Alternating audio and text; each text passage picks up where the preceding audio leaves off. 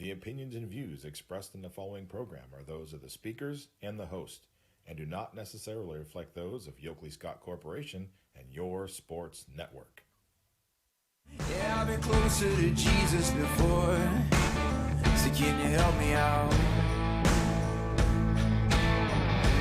Oh, can you help me out?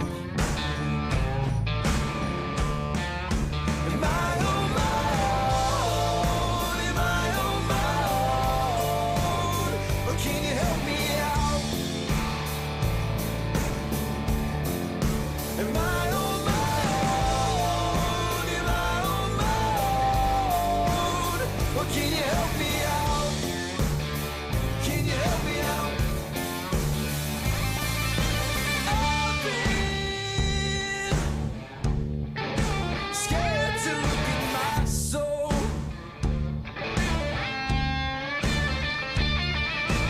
I've been afraid I would follow alone.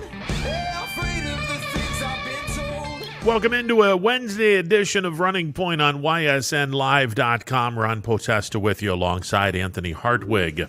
The MP Vivo Heating and Air Conditioning Hotline open for business, 330-886-0813. That's 330-886-0813. I am seriously in mourning today. Another part of my youth passing away, and this one kind of hurts a little bit because I was a big Van Halen fan growing up in the when they first came out in the late 70s. Huge Van Halen fan, especially with David Lee Roth as the lead singer. Not so much with Hagar, but neither here nor there. Eddie Van Halen passing away yesterday with throat cancer, and you know, I thought about it when I heard the news that he had passed away. You're talking about a guy that is probably on the Mount Rushmore of guitar players. Yeah, rock guitar players. You know, I mean, there's if you're going to go blues guitar players, Stevie Ray Vaughan, B.B. King, and whoever else you want to put up there, but those are the two big ones. But I mean, as far as rock and roll guitar players, Eddie Van Halen's right up there with Jimmy Page. He's right up there with Clapton. He's right up there with Jimi Hendrix, who I consider to be the greatest of all time. I was about to say Hendrix. Hendrix has to be up there. The thing with Van Halen, it wasn't about, even though David Lee Roth and Sammy Hagar wanted to be about themselves because they were an unbelievably talented frontman. With Van Halen, it was all about Eddie. It was all about, okay, what are we going to, what are we going to hear? What kind of the different guitar solo are we going to hear from Eddie Van Halen? And whether it was Hot for Teacher, Eruption, which was just Eddie being Eddie, leading up into, and I think it was their first album, Eruption, leading up into the Kinks hit, You Really Got Me. Ice Cream Man off their first album, that solo was really cool as well. Panama off of 1984. It just, please, this guy was unbelievable, and damn shame. 2020 can kiss my ass now. I mean, now I'm seriously pissed at 2020. Well, you just hope that 2020 plays like the Falcons because we're in the fourth quarter. So. Yeah, no kidding. I mean, you've taken away Neil Peart, who, other than John Bonham, is the greatest drummer in the history of rock music. Now you're taking away one of the 3 or 4 greatest guitar players.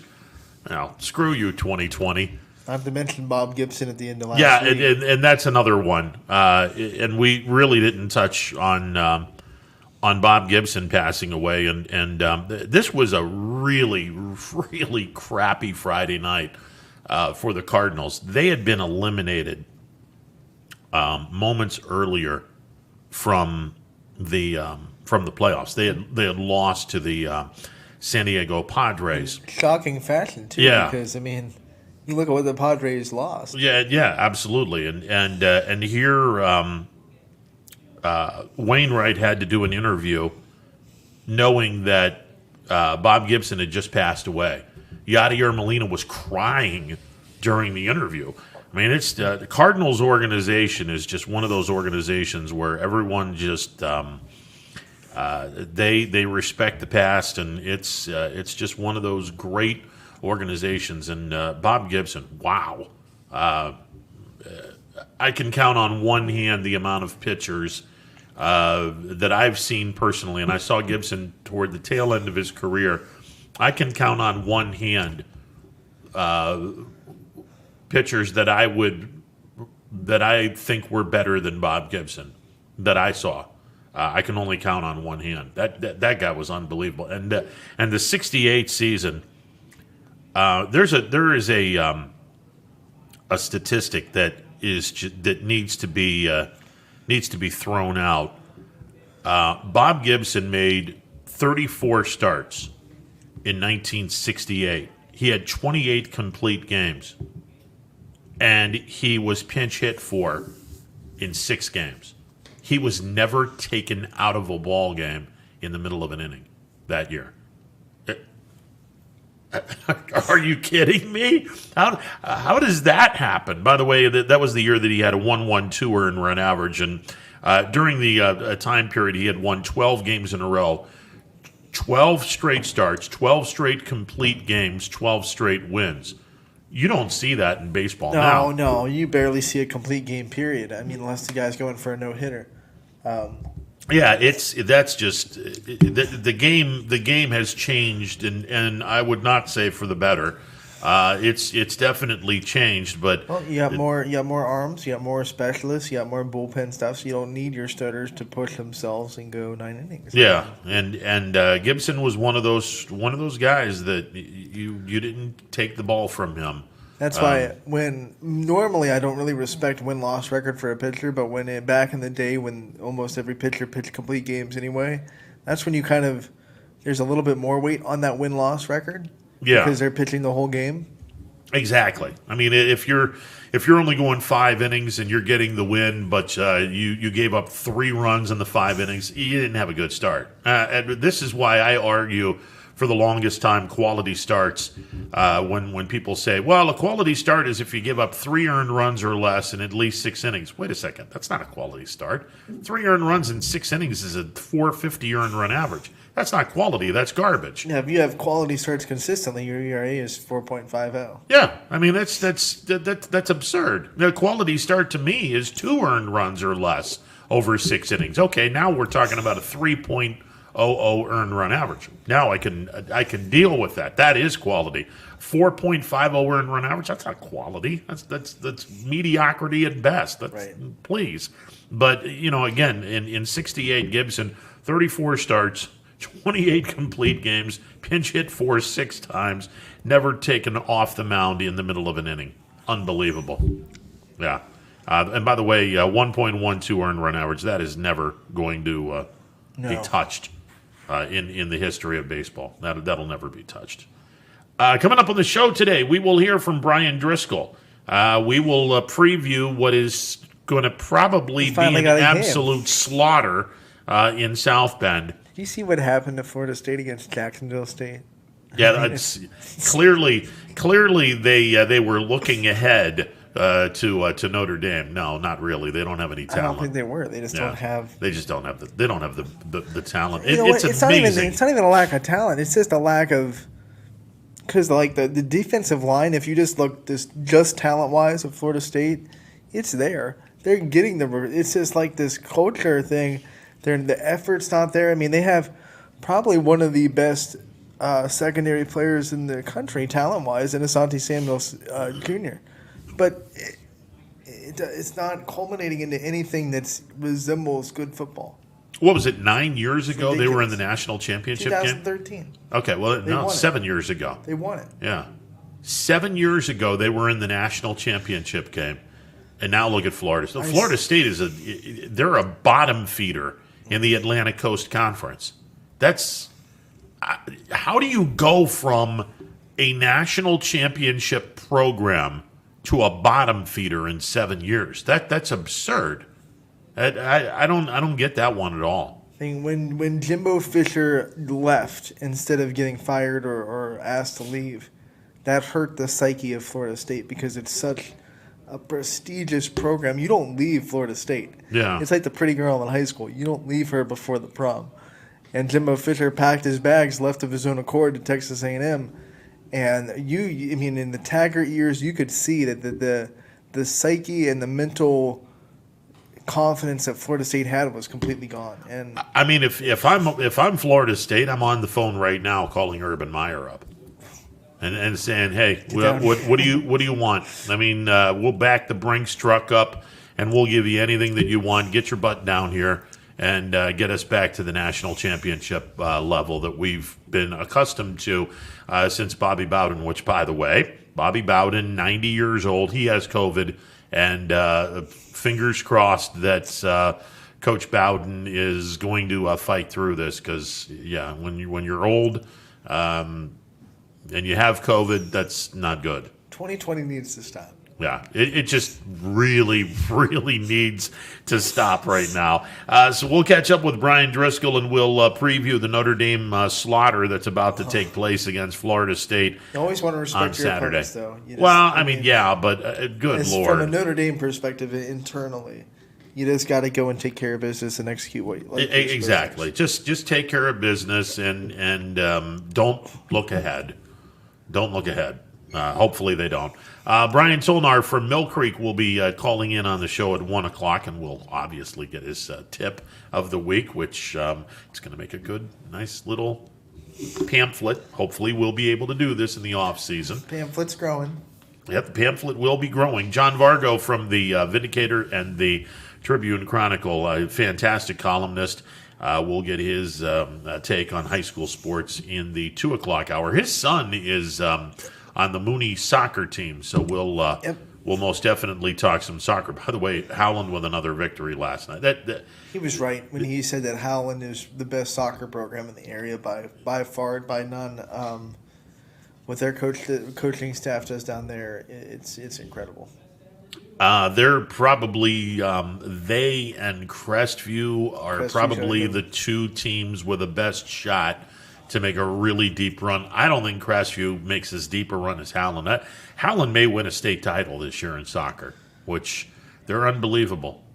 You know, that's a solid program. Very good program. Tomorrow and Friday we'll be trying to catch up with some high school football coaches. We got a lot of teams in action. Let's see, Boardman, Harding, Howland, Cheney, Niles, East, Valley Christian, and Lowville, all in action on Friday. And that's also Hubbard is in action, but we can never get a hold of Hubbard's coach because he's teaching and he doesn't have any time off. Mr. Brian Hoffman. Yeah. So Coach Hoffman, and we don't want to slight Hubbard. And we don't want the Hubbard folks to think you guys aren't giving us any love by not having Brian Hoffman on. Well, he can't come on. He's teaching, and he doesn't have any time off between noon and 3. So unfortunately, we can't get Coach Hoffman on. Friday, we'll hopefully try to grab one of many coaches: Gerard, Struthers, Salem, Liberty, Mooney, Columbiana, Western Reserve, Newton Falls, Campbell, Brookfield, LaBrea, and Mineral Ridge, all in action on Saturday. We'll hopefully get some of those coaches on Friday. Mineral Ridge, they're hot right now. Yeah, Mineral Ridge. To I would not want to play Mineral Ridge right now. They found their offensive character, really. They found their offensive identity. There's a couple of teams that I would not want to play in the postseason. Cheney is one. Cardinal Mooney only because their schedule in D5 is better than anything that's other than maybe South Range and maybe Kirtland. Mooney's schedule is by far and away tougher than anything that's anyone else in D5. The thing about Mooney is they're just bigger and faster than almost everyone in D5. So they're just going to be bigger. They're going to be more physical. They're going to be faster.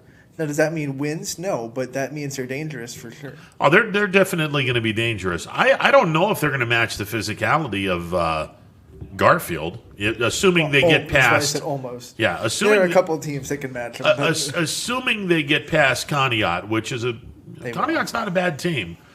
They would play Garrettsville Garfield. That'll be a really physical game.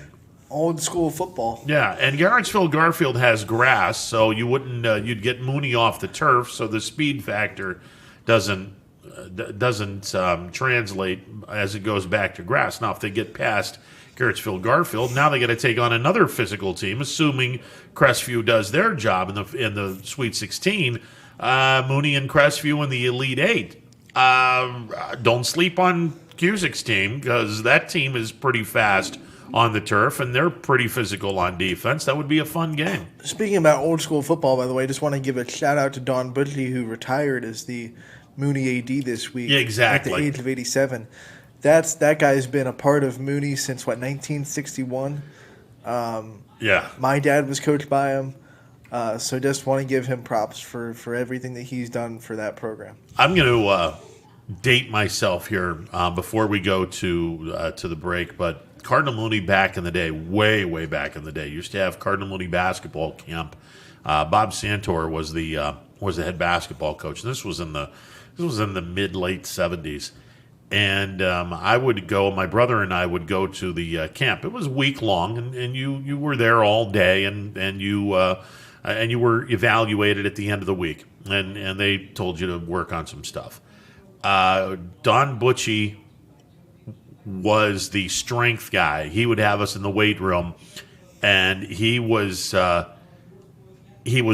trying to coach for basketball, and he was actually really cool. He was a really cool guy to play for in that week, and I can see why teams or players loved playing for this guy, because he knew his stuff, and obviously his record speaks for itself. I mean, he's arguably the greatest high school football coach in the history of the Mahoning Valley. Arguably, he's certainly in the Mountain Rushmore, and the state championships that he has won.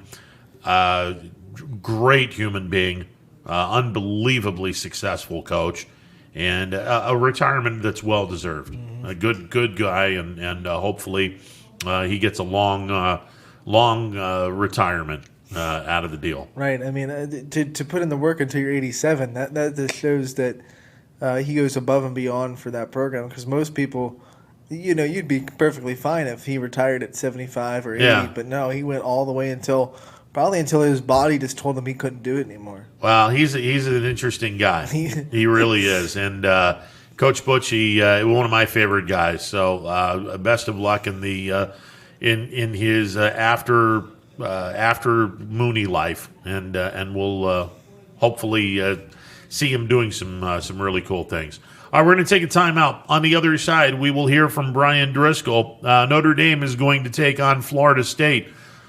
Yeah, Notre Dame should win. Well, we'll see what Coach Driscoll has to say about this. Take a timeout, be back with more. It is a Wednesday edition of Running Point on ysnlive.com. 21 News. Let's get right to our top story tonight. More experienced reporters A new Wilmington restaurant. GM Lordstown. telling more local stories We'll look at Baby efforts boy to is curb recovering from a broken. around our Good valley Community in Niles. afternoon. We are here in Youngstown, right up. because you expect It's important for everyone. No place like home. more local news. in Mercer County Before Court. they become life threatening. 21 News is our valley's #1 local news. Welcome home to a home made homier with Baird Brothers Fine Hardwoods. Inspiration starts at BairdBrothers.com and is turned into reality when high-quality hardwoods are delivered right to your home. Baird Brothers has the latest design trends, shiplap and skinny lap interior siding, antique oak rustic flooring, and, well, you'll find them all at BairdBrothers.com. Ordered easily, delivered conveniently, enjoyed comfortably. BairdBrothers.com. Attention football fans, order Coca's Pizza tailgate package for only $54.99. You'll receive 24 slices of our delicious cheese pizza, 20 jumbo wings, and 2 of our famous foot-long pepperoni rolls. Coca's Pizza, we serve it hot. Hi, this is Tommy Clem, owner of WRS Insurance Solutions. WRS Insurance Solutions is a local independent agency that specializes in life, Medicare, long-term care, and disability products. Call us at 330-953-2333 3722 or visit us at wrsinsuranceSolutions.com to learn more. Good luck to all the student athletes in the Valley. Your Armstrong services are more important than ever. There are more and more connected devices in the home these days. To get the most out of your experience, you need a network that is always getting better. You deserve superior performance, and that's what Armstrong offers every day. Whether you're working from home, enjoying your favorite content together, or simply catching up while apart, count on Armstrong to keep you connected to what matters most.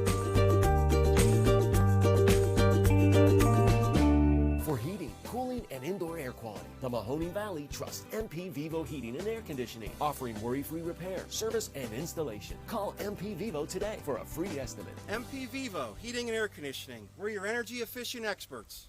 Welcome back to a Wednesday edition of Running Point on YSNLive.com. Ron Potesta with you alongside Anthony Hartwig, and joining us as he does every Wednesday at this time to talk Notre Dame football, our Notre Dame insider, Brian Driscoll. You can read his work by going to irishbreakdown.com, IRISHBREAKDOWN, irishbreakdown.com. Brian, how are you today, sir? I am doing great. Just finally glad to be back in game week. There you go. Okay, now before we even start talking about this this game between Notre Dame and Florida State, your favorite Van Halen song, and does Eddie Van Halen belong in the Mount Rushmore of rock and roll guitarists? You know, I don't really have a favorite Van Halen song. I kind of grew up in the David Lee Roth era of Van Halen, which I wasn't overly fond of, but I absolutely think he needs to be in the Rock and Roll Hall of Fame when you look at his popularity. And I'm also a big proponent of longevity, you know, making music that people like over a long period of time that's very popular, I think is something that certainly could be appreciated about him, even if you're not someone who necessarily is into that kind of music, which would be me. Alrighty, there you go. Okay, let's talk about the Notre Dame Florida State game. First and foremost, it's great to be back. It's great to have football in South Bend. And come Saturday, a Florida State team that was not looking all that sharp in the first half against a much less opponent in Jacksonville State. You know, what do we expect on Saturday with Florida State? Do we expect the second half version of Florida State, or are we expecting the first half version? Yeah, that's a great question, Ron. And I think whenever you're in a new program, a new tenure, new coaching staff, things like that, it's really hard to tell. And I think what makes it even more complicated is the fact that in their beatdown against Miami, where they just got obliterated, Mike Norvell wasn't on the sideline, you know, because he had tested positive for COVID. So it's just so hard to evaluate what this Florida State team is going to be. I could see a scenario in which Florida State's talent, which is impressive, comes to play. This is let's think about this, Brian. This is a money game for a lot of these juniors and seniors that want to go to the NFL. You come to Notre Dame Stadium and you stand out on primetime TV at night. This is where you make your money. And we've seen USC teams kind of play above their heads in these type of situations in the past as well. And that's always something that concerns me, but there's just been nothing on film that makes me think this should be a competitive game. But, you know, I guess that's why we strap them up and that's why we play them. Florida State outscored Jacksonville State 27-3 in the second half, and they actually looked really good in the second half. And frankly, they needed to. They were down 14-0 at the end of the first quarter to Jacksonville State. And you know, Anthony and I were talking about this. It's hard to believe that this is a program that 7 years ago won a national championship, and it's just crazy how they have fallen so far, so fast into I hate to say this, but into a bottom feeder in the Atlantic Coast Conference. Well, they certainly have looked like that through the first three games. And you know, you think about 7 years ago won a national title, 6 years ago went to the playoff. You know, so they made the playoff the year after they won the national championship. And it's been a really strange fall, but I also think when you look at Notre Dame, I think there's a lot of correlations between what happened in Notre Dame in the late 80s, early 90s. You make the wrong hire, And when that hire comes after a championship caliber coach had kind of been on a downswing, which Florida State was at the end of the Jimbo Fisher tenure. I mean, I think they went 7-6 in his last year. They weren't recruiting the same, similar to what we saw at Notre Dame from 94 to 96 with Lou Holtz. And then you make the wrong hire, and it can set your program back in a big, big way. Notre Dame made that wrong hire with Bob Davie, which was followed by 2 other bad hires. Florida State made a bad hire and Willie Taggart. The difference is, however, Florida State was smart enough to cut their losses after 2 years instead of waiting for 5 like Notre Dame did with Bob Davie. So I do think they're at least on track to fix the problem a little bit sooner than maybe they otherwise would have if they would have continued to ride out the Willie Taggart era. And I think you're right. I think Florida State didn't make the right hire. But another theory that I have, and I talked to Ron about this, is even that Jimbo Fisher was on a down year when he left. But the fact that he left of his own accord, I think that kind of hurt the psyche of the Florida State program because it's so prestigious. You know, you don't leave Florida State. Florida State decides to leave you. So when Jimbo Fisher left of his own accord and went to Texas A&M, I think that kind of hurt the mental psyche of Florida State, maybe their confidence, their swagger that they always used to have. I haven't seen that since maybe 2014-15. So do you think that kind of has something to do with it too? You know, I think it was why he left. I think that's where I would go with it. I think, you know, I brought up parallels to Notre Dame. Another parallel that we saw in the mid to late 90s was Notre Dame kept living under this fantasy of we don't need to keep up with these other programs from a facility standpoint, in a coach's salary standpoint, in a spending standpoint, in a stadium aspect standpoint. We don't need to keep up with those programs because we're Notre Dame. And we saw what happened when Notre Dame had that sort of arrogant mentality. And Florida State has had the same mentality. And that's a big reason why Jimbo left is we just won a national championship. We just went to the college football playoff. We're winning, and you're not supporting us. And so we're losing assistant coaches. We're losing recruits and those type of things. And I think that's why Jimbo left. And I think that kind of took some of the shine off of Florida State. They got a bit of a black eye because, like you said, this coach leaves us. So I don't think it hurt the psyche of the program. I think it hurt the perception of the program. And when you're recruiting against Florida State, you're going to use that. Hey, they're going to chase out a national championship coach because he wants to invest in the program. Do you really want to go to a place like that? And there's a lot of schools that are using that against Florida State, and they're doing it successfully. I'm surprised that no one in Tallahassee has called up Urban Meyer and said, listen, we will back the Brinks truck up. Just get your butt down here to Tallahassee and work your magic. Because it seems to me, and we've talked about this, Florida State has the talent. It's just Florida State doesn't have the direction right now. I'm surprised that they haven't at least approached Urban Meyer and said, come on down here and let's get you to get this program back to the national championship level. Look, Ron, this is 100% guess, but a lot of these negotiations with coaches happens behind the scenes, and we don't even know who's talked about. There's 2 names that a lot of Notre Dame fans have not heard about that were pursued before Brian Kelly was pursued back in 2009 to replace Charlie Weiss after that season, because these things happen kind of behind the scenes. Hey, are you interested? Well, here's the problem. Florida State, I would not be surprised if they did offer to back a Brinks truck up to Urban Meyer's house. The problem is when Urban Meyer opened up that Brinks truck, it would look a lot smaller with what's inside than what happened when Florida came calling or Ohio State came calling, and that's the problem. They're not willing to invest in the kind of things that Urban Meyer would demand in order to come there. So those conversations with a guy like Urban Meyer would be very short and very, hey, here's what I'm expecting. And there is no negotiation with Urban Meyer. He is going to be the one dictating the terms, and that's why, a program like Florida State is where they are, and it's why they replaced, the Jimbo Fisher with guys like Willie Taggart and Mike Norvell, because they're not willing to invest the way that Ohio State did to get Urban Meyer, the way that Michigan did to get Jim Harbaugh. They made more of a Brian Kelly hire. However, the guy that they hired, Willie Taggart and Mike Norvell, I'm not sure those guys are Brian Kelly, though, from a talent of a coaching standpoint. Brian Driscoll, our guest, as we are talking Notre Dame and Florida State. That game will be played Saturday night in South Bend, and should be entertaining. I think Notre Dame wins rather big, although you don't want to assume anything. And again, Florida State woke up in the second half against Jacksonville State and outscored Jacksonville State 27-3 in the second half. Now, Brian, we've been talking about this. Despite Florida State's early struggles, they do have talent on both sides of the ball. Oh, there's no question. And I think on offense, the biggest problem that Florida State has had is they have a very poor offensive line, and it's been that way for 4 or 5 years. Their offensive line recruiting has been bad. Their offensive line coaching has been bad. Well, the problem that they had last year and early this year is James Blackman, the quarterback of Florida State, who I think is a talented player. The problem is he's not very mobile. And when you have an offensive line that is just really bad with a quarterback who's more of a pure drop-back guy, it's not going to work.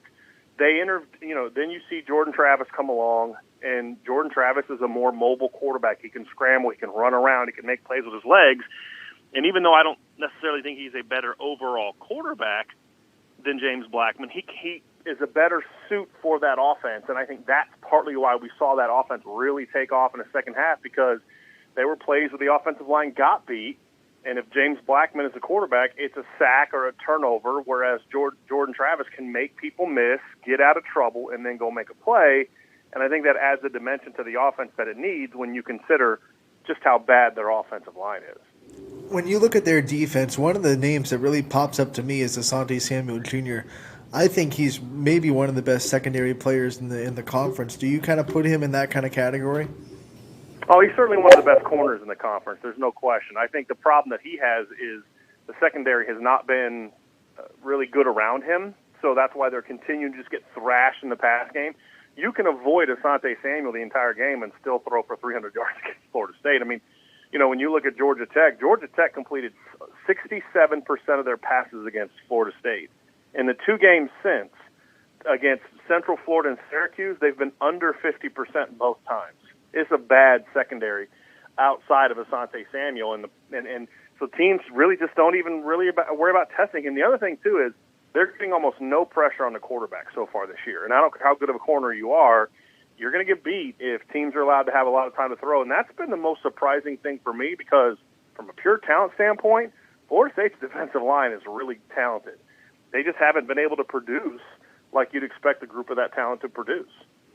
Is it a matter of schemes? Would that be the problem? Because it just doesn't make any sense. On paper, you look at this team, and they're really talented up front, yet they don't get any pressure on the quarterback. In the words of Morris Blackman, it's got to be the schemes.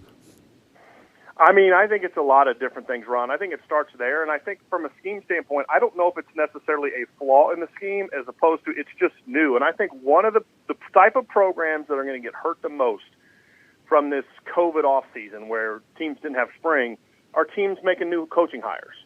So Florida State didn't get a whole lot of spring practice with this new coaching staff to implement the kind of things that they want, the drill work, the technique, the complete overhaul of schemes, but you didn't get that time to invest in the overhaul of execution. And there was a mistrust early on. I mean, we saw it this summer when Mike Norvell, said he misspoke about how he after the George Floyd situation, and how the players just lost faith in him, and there's guys talking about quitting and not wanting to play, and they sat out some practices until that got resolved. So this is a train that has not been going in the same direction really since Mike Norvell got here, and that's going to factor into a lot of this stuff as well.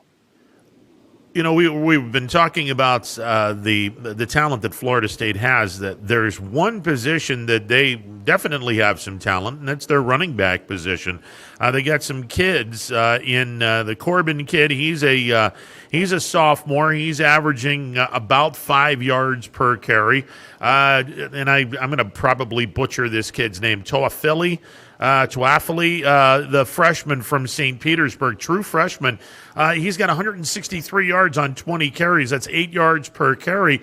The future's pretty bright as far as running backs are concerned with these two kids.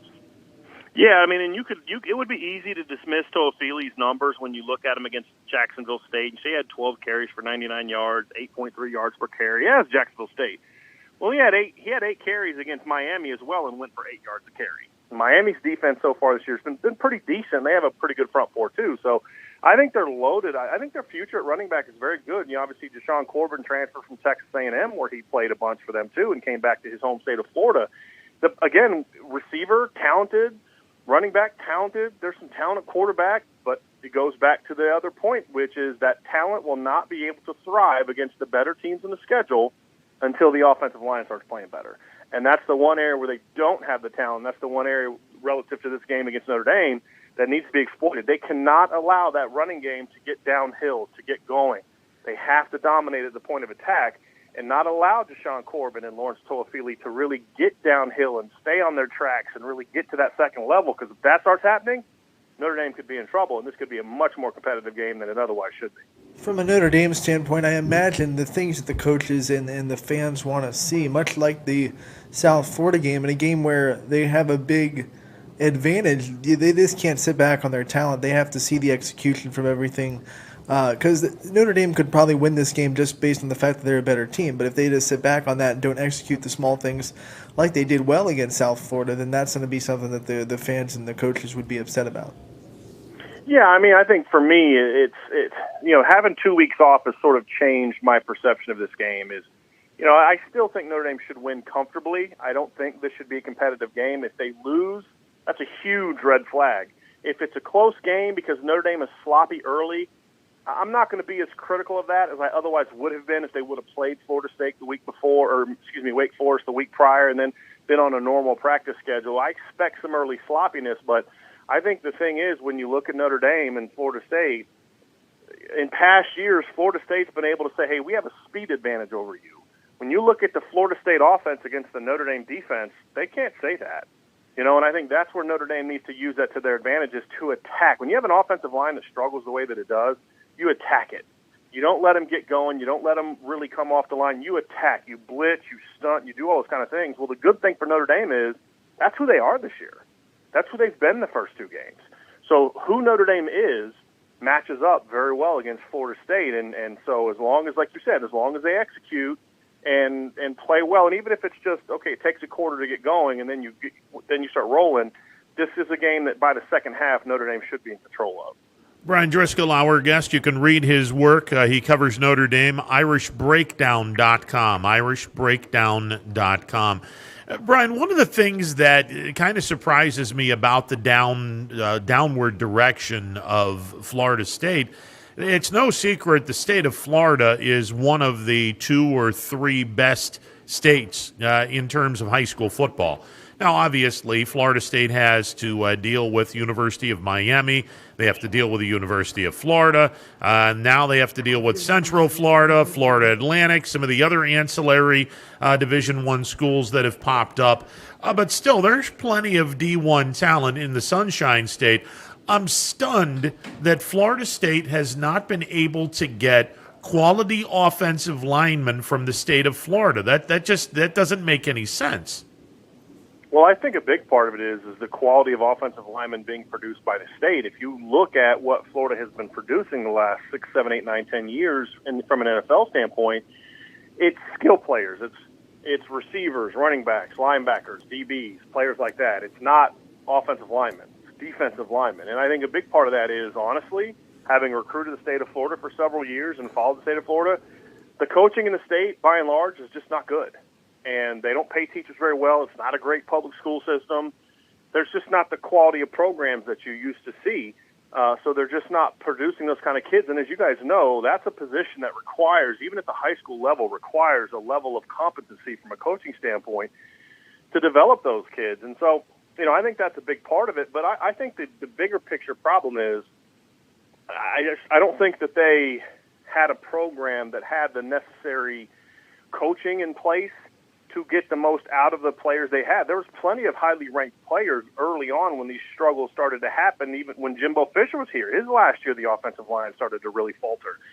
And they had plenty of highly ranked guys, but Rick Trickett just wasn't getting the job done. Well, then Willie Taggart comes along, and he hires an offensive line coach, and it doesn't work out, and then they just stopped recruiting it effectively. So it's been multiple problems. It hasn't just been a talent issue. It's been a talent plus a development problem. And the other factor is, too, guys, you have to think about the state of Florida is there's enough talent in Florida to fuel all three of the big teams, Florida, Florida State, and Miami.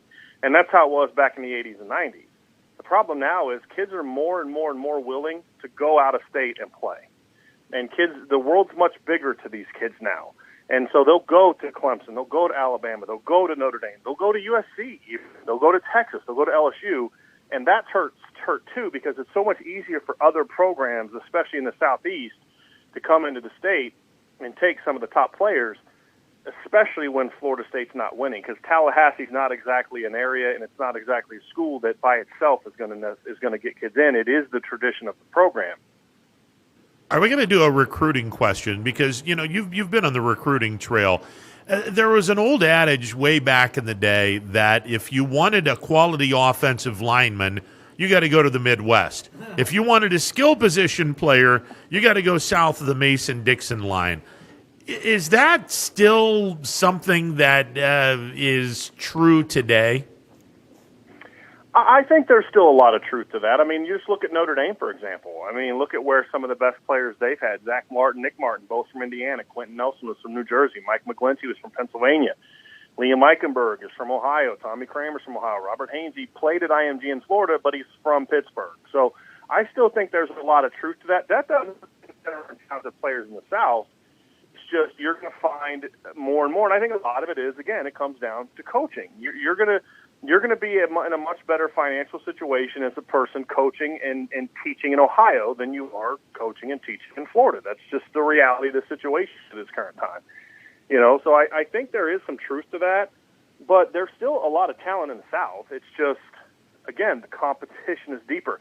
Because of the way, I mean, it used to be where Notre Dame, Florida State, you know, Miami, they were always going to be on national TV. And there weren't a ton of national TV slots, so those programs would dominate it. Well, now everybody's on national TV. I mean, Ole Miss is going to either be on SEC Network or ESPN2 or ESPN or whatever these networks they have. I mean, they're going to get some national exposure. So you're seeing more kids that are five-star players like Greg Little a couple of years ago go to Ole Miss. You know, you're just seeing kids more willing to go to places they can play early as opposed to going to a Florida State to play, sit out for or whatever the case may be. And so I just think that when the program is down, they're just not going to recruit. But when they win, they'll start recruiting again. And we've seen that at Notre Dame.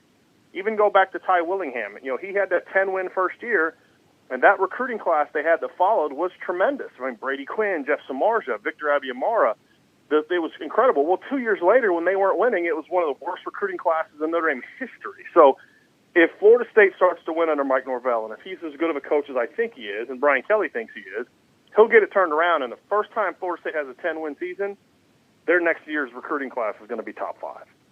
Around the conference, what are some things that you're looking for this week? Maybe some storylines or some games that you think are going to be really good games around the conference? Well, you know, I'm really curious to see I think we're going to find out a lot about Miami this week. You know, Louisville has been a big disappointment for me. You know, I thought Louisville was going to be a lot better. You know, just seeing how they played against Miami and against Pittsburgh was disappointing. So I don't know how good they are, so I'm not sure how much we can really put on that Miami win over Louisville. Well, this weekend when they play Clemson, we're gonna have a much better idea of just who Miami is. So I think that's obviously something that I'm looking for, and I want to see how BC bounces back this weekend against Pitt. You know, I was very impressed with BC. I think a lot of people thought BC was going to get thumped by North Carolina. They were a 2-touchdown underdog, and they had the ball with seconds left in the game with a chance to tie it. You know, and so I've been impressed with what I've seen from BC. But, you know, how do they handle losing that game to North Carolina at home? Are they going to bounce back against Pitt? And then from a Pitt standpoint, how does Pitt bounce back from losing last week to NC State? So that's a game where it's almost an elimination game for Pitt. If Pitt doesn't win this game, they're out of the ACC title hunt, you know, because they still have Notre Dame coming down the pike and those kind of things. So this is a big game for Pitt and a big game for BC. So those are the two matchups that, for me, I'm most intrigued by this weekend. And Pitt had no business losing that game on Saturday to North Carolina State. No business whatsoever. All right, call your shots. Florida State comes into South Bend in a Saturday night, which would normally be a raucous crowd, but, well, we're living in the COVID world, and 2020 can go to hell as far as I'm concerned. Yeah. Now that we're in the fourth quarter, hopefully COVID does their best Atlanta Falcons impersonation and goes off into the night where we can go into 2021 a lot healthier. Florida State, Notre Dame, Saturday night, South Bend. Who do you got, Brian? I'm going Notre Dame 34-20. You know, I reserve the right to change that by the time I make my official predictions on Saturday, but that's where I am, or Friday. That's where I am now. I just think early on it's going to be a bit of a sloppy game for Notre Dame. They haven't played in 2 weeks. Florida State's got some momentum and some confidence so I think they're going to come to Notre Dame Stadium early on and make some plays and keep it competitive. But I think as we get in the second half, the Notre Dame lines on both sides of the ball are going to start to take the game over and really pull away and prove to be the far superior team in the final 30 minutes of the game. Yeah, I got 41-17. And I think that it will be close in early on, like you said, but Notre Dame wears down Florida State. They turn it on in the second half and lay waste to the Seminoles, and it's onward and upward for Notre Dame. I'll go a little bit lower scoring. I think the offense might be some sloppiness. The defense is going to be fine, and I think it's a lot easier to come back from that on defense. So I'm going to say 28-10, Notre Dame wins. Hey, Brian, tell everyone what's going on over at irishbreakdown.com. What kind of deals do you got? Well, we have a deal, obviously, where you can sign up for a year, $59.99 for the year. You get our website. You get access to all the premium content on every NFL website, and you get SI, the magazine, which you'll get monthly. It's obviously 12 monthly editions. Or you can sign up for $5.99 a month, either way. So tons of great content. Had an article last night discussing Brian Kelly's comment about Ian Book being a winner and what that actually means and some of the disagreement I have with Brian Kelly's statement. So obviously you'll get that kind of content on my site all the time, plus plenty of Notre Dame Florida State previews. So. Well, I mean, he's a winner when you go up against a non-top 25 team. I would say he's a winner. That was kind of the premise of the article. So, I happen to mention he is 1-2 against teams that finished in the top 15, and the one win was over Syracuse. And Brandon Wimbush had 3 wins over top 15 teams, but, you know, apparently he wasn't enough of a winner for Notre Dame. But, hey, Ian Book is undefeated against teams that finish unranked. And I don't mean that sarcastically, because it wasn't that long ago at Notre Dame where that wasn't a given. And so he and Brian Kelly both deserve a lot of credit. See the Tulsa losses anymore, the Northwestern losses, the Pitt losses, the South Florida losses. That's not happening in Notre Dame anymore. At least it hasn't for the last 3 years. And they deserve credit for that. But to be considered a winner at Notre Dame, you got to beat the better team. And so far, Ian Book has not done that. The thing that bothers me about that statement is the lowering of the bar at Notre Dame continues. Brian Kelly's been masterful with that. Yeah, and it's bothering me in that, okay, yeah, I understand. It's been 32 years this year since Notre Dame won its last national championship. I get it. I understand that. But that doesn't mean that you lower the bar and accept mediocrity or accept beating up non-ranked teams and then struggling to be mediocre against top 25 teams. That's not Notre Dame. That's one of the reasons why I'm not a fan of Brian Kelly, because he's lowered the bar in some ways in South Bend. And yeah, okay, 9-10 wins, wonderful. But I give me a coach that's not going to lower the bar any day of the week. Well, think about this, Ron. 4 of the last 5, Notre Dame has won at least 10 games. 2 of those seasons, their best win were Navy. Other season, and one of the other seasons, this win was over Syracuse. Okay? Now, you could argue, but I'm Ian Book. They beat number 14, and who what? Michigan at the end of the year. Florida killed them, Ohio State killed them, right? So, big wins for Notre Dame. You know, and yes, you're right. Look, the schedule is easier for Notre Dame. That's a fact. But I still 2015, and I think of all second and picks on football, especially on offense, and you say that team did beat one ranked year, and that was Navy. What would an Urban have done with that kind of talent? What would have done with that kind of talent? What would Saban have done with that kind of talent? And that's the frustrating thing about it. Is Notre Dame is producing players. That 2015 team had a second quarterback, a running back, a wide receiver, NFL draft picks at tight end. They had 3 first-round picks on the offensive line. Smart second-round pick, 4th best offensive lineman, and that couldn't beat ranked power team. And it's a miss. That should have been the title that year. They should have who played for the title. That team could have competed. Brian Kelly's mistakes of having Brian as his defensive coordinator and Paul Long coach that program back. And that's the frustrating thing. people are settling for 11-2 with their best for Navy, when in fact that team last year had the talent to beat Georgia, Michigan. They didn't, but Brian Kelly spins 11-2. That is charging top. That shouldn't be the standard. Agreed, 100%. Hey, Brian, always a pleasure. Look forward to catching up with you next week, sir.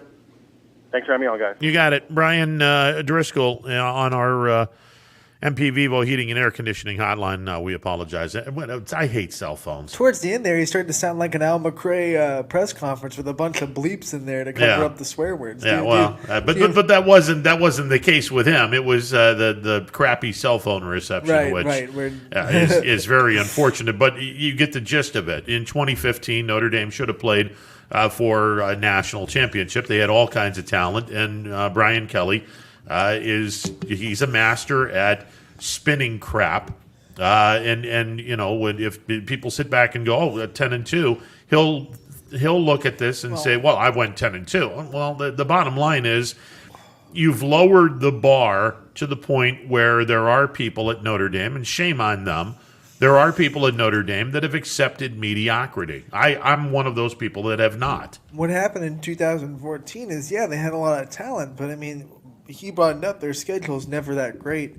So when you don't sharpen that talent at least 4 or 5 times in this season, they go up against a big boy and they're not ready to match that every play, every down. So, you know, even if you have a lot of talent, you got to challenge them. You got to challenge them at least 4 games in a season where they're playing up against, you know, top 15, top 25 teams. And for a long time, Notre Dame's schedule just wasn't that. Yeah, and unfortunately, and I've said this on a number of occasions, I am not a Brian Kelly fan. I'm just not. His X's and O's game day coaching leaves a lot to be desired. He's right up there with John Cooper in terms of his game day coaching, and it's not good.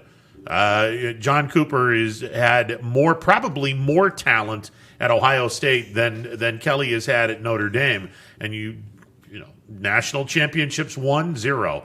The amount of times you beat Michigan way back in the day, 2 times during his tenure? You know, it's Brian Kelly is he's on a smaller scale. He's another John Cooper. Okay, yeah, 10 wins looks great. Unfortunately, 10 wins against mediocre garbage. You can spin that and say 10-2. Ooh, look at us. But the teams that were really good teams on the schedule, you laid an egg against them. So, you know, don't give me this 10-2, ooh, look at us.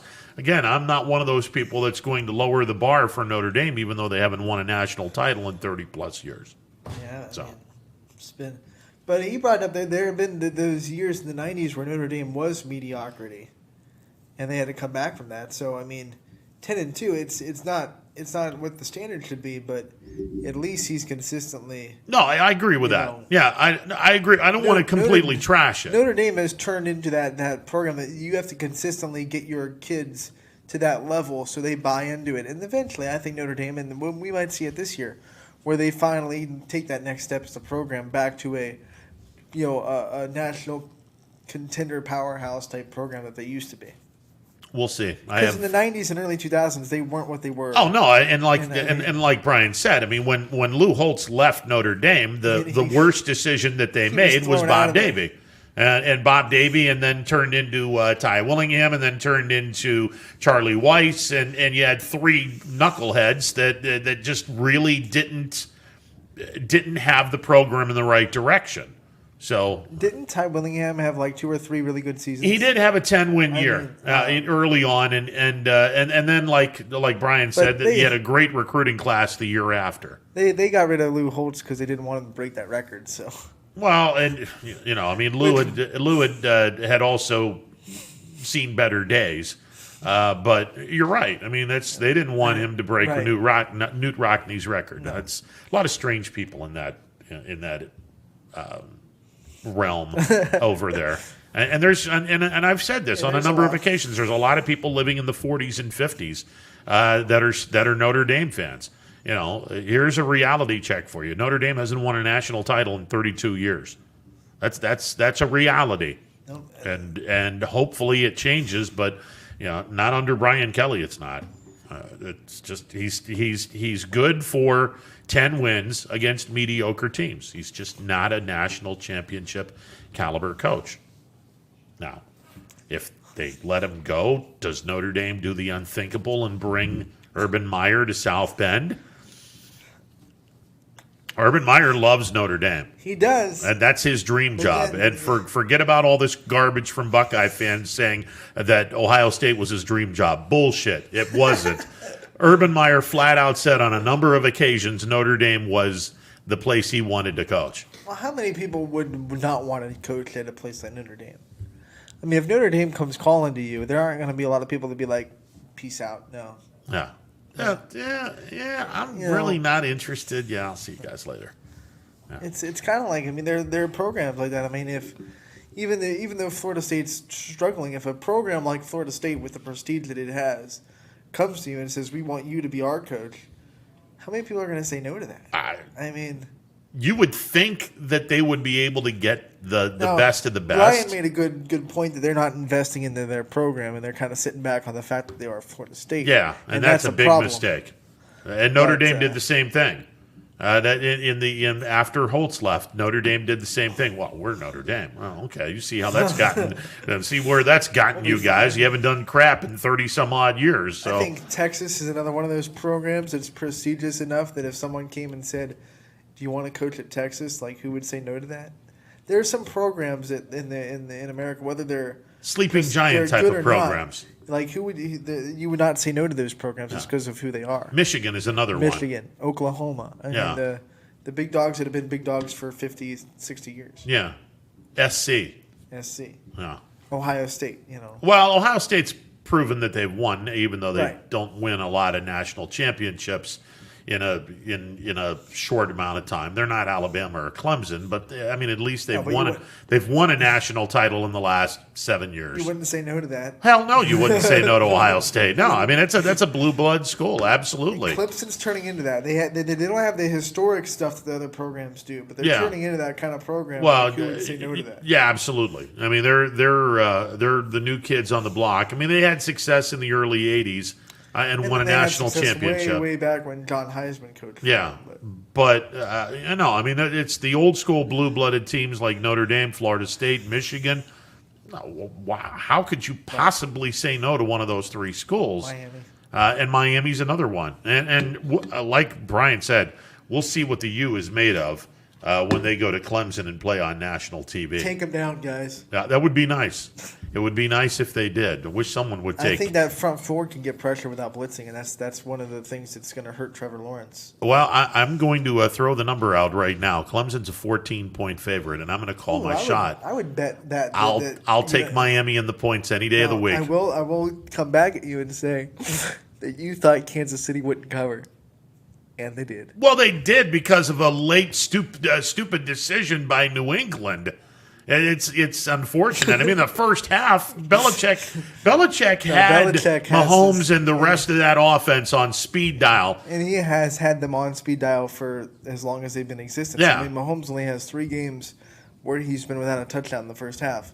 All 3 of them are against New England. Oh, that's interesting. So what he does great is he disguises a blitz and then goes back into coverage. Yeah. So he's not worried about putting pressure on Mahomes by blitzing. People haven't figured that out yet. If you blitz Mahomes, you're screwed. Oh, exactly. And he didn't blitz him, I don't think, once all night. So I'm going to be really interested to see what happens next Thursday and how McDermott's going to try to deal with this high-powered offense, because this just in, Buffalo's defense has not been very good this year, although they did play well in the second half against the Raiders. They've been hurt. And they have been. They have been banged up. And if Milano doesn't play, they're screwed 50 ways of Sunday. You either have to have a lockdown secondary, which they do, or a defensive line that can get pressure with 4. Which if you they don't don't have one of those, then yeah.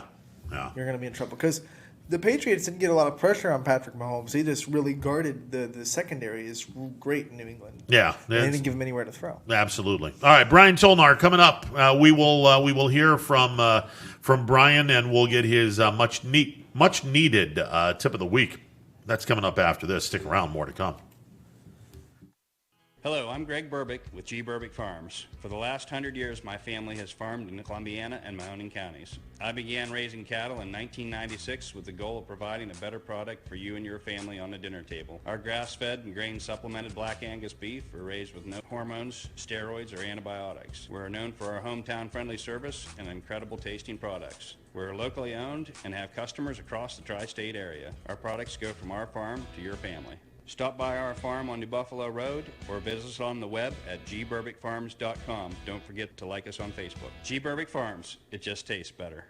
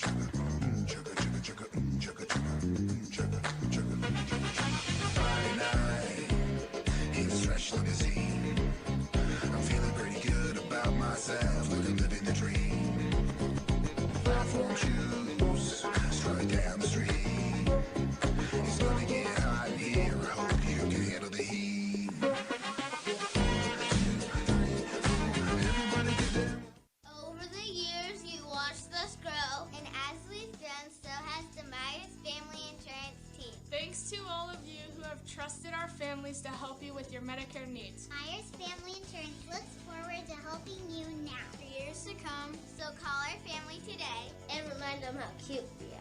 Myers Family Insurance continues to be the area's resource for all your Medicare and retirement needs. Call today, 330-286-3044.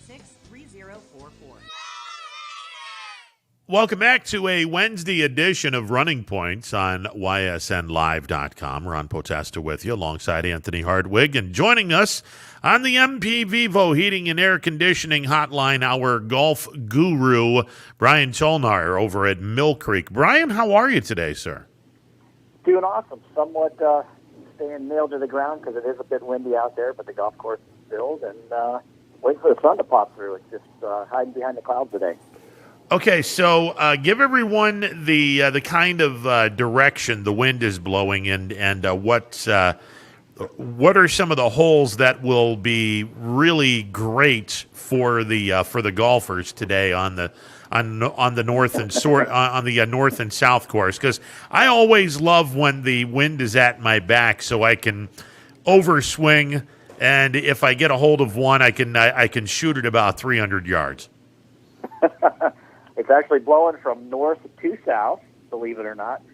And if you're playing number 1 and number 10 on the south course, you're in really good shape. You can power it down there pretty good. But the two closing holes are going to be a challenge today because 9 and 18, both on the south course, are dead into the wind, as is number 1 on the north.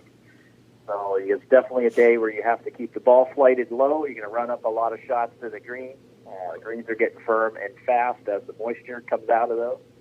But it leaves for an interesting experience anytime that you play in the wind, dealing with it, whether it be right to left, left to right.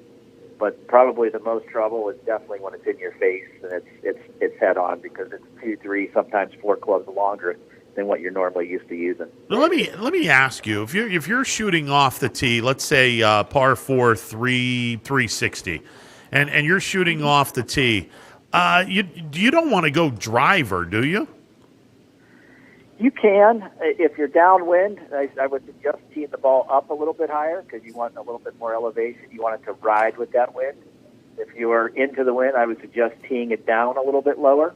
That'll help it, penetrate a lower ball flight and give you a little bit of run, because you're not going to have, a lot of that backspin. You're going to have some overspin on it when it hits and goes.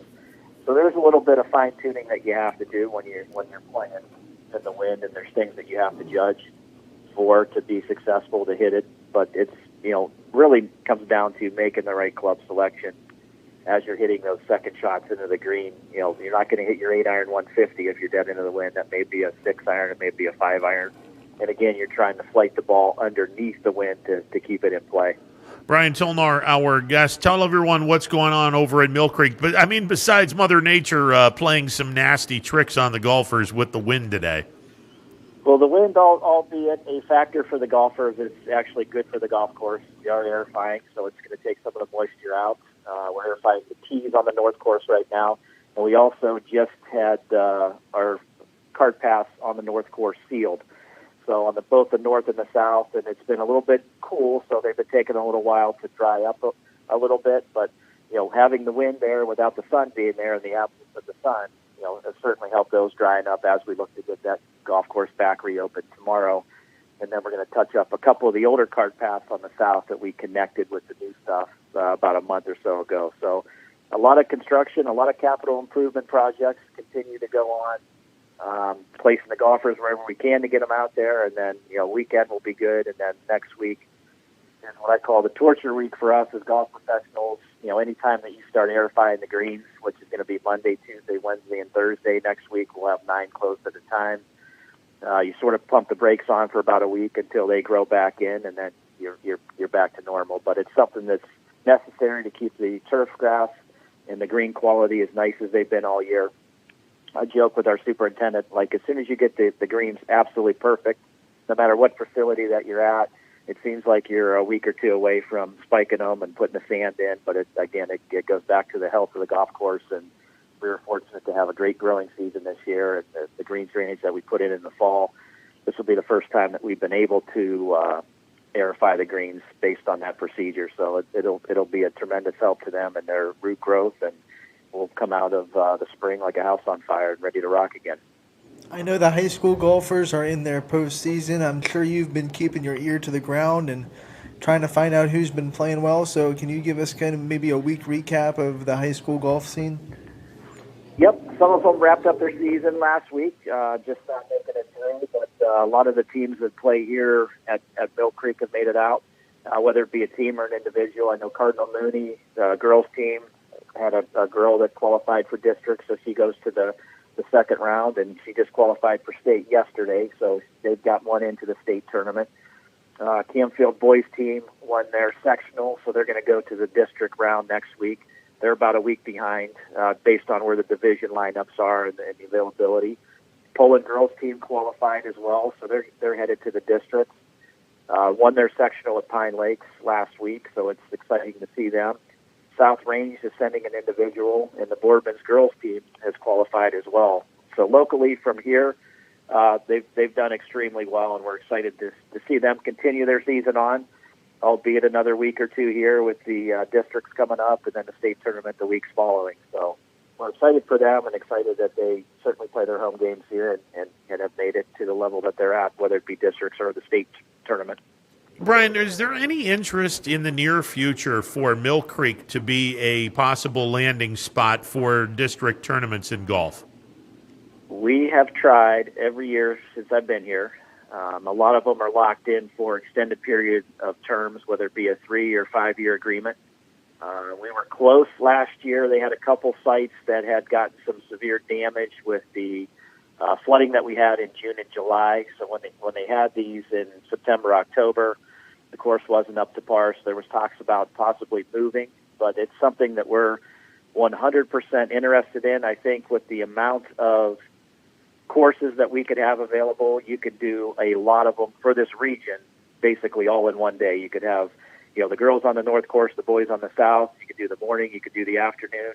You could do it over several days during the week, because most of the time they're held on a Monday, Tuesday, or Wednesday, a slower day at these facilities. And certainly would love to be able to accommodate that. And it's something that we have been striving towards getting. We just haven't landed it yet, but it's just a matter of time. And I think we'll be in that fray. There's no doubt. What would that kind of mean for the Mill Creek Golf? Just to say that you're a location of not just 8 schools calling you home, but you're a location of a district tournament. It would mean a lot, for the fact that it gives some of the local teams here, instead of driving to Cleveland, instead of driving to Ravenna, instead of driving to Alliance to participate, they would be able to play here. Obviously it would be their home track, as most of these facilities are home tracks to some high school of some sort. There's very few neutral sites that participate in the OHSAA sectionals and district qualifying, based on there's so many teams that are in the state. So, being able to have that here would keep the kids local, would save them from, save them the opportunity, to call a home game where you could just come here and not have to leave the Mahoning Valley. So, it's something we're definitely striding for, and we want to be a player when it comes to, high school golf.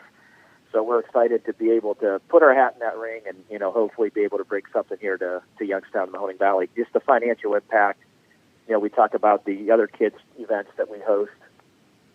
Just having them here, they're going to eat here somewhere locally. They're going to, partake in our golf course, and we'll get the greens fees from it, the coaching cart fees, and the whole 9 yards. So it's something that we're definitely interested in and hope to have someday. Brian Tolnar from Mill Creek, he is our golfing guru. And this week, as we go to the PGA Tour, they're out in Sin City, Las Vegas, Nevada, at the TPC Summerlin. This is the Shriners Hospitals for Children Open, formerly the Las Vegas Invitational. Brian, you've had an opportunity to golf out at the TPC Summerlin, so you can give us a really cool scouting report on this golf course. I do. Back in the time that I spent up in Western New York, we had this basically a Las Vegas Pro-Am that the Western New York PGA section would run. So I had the opportunity to go out there for about 6 or 7 straight years.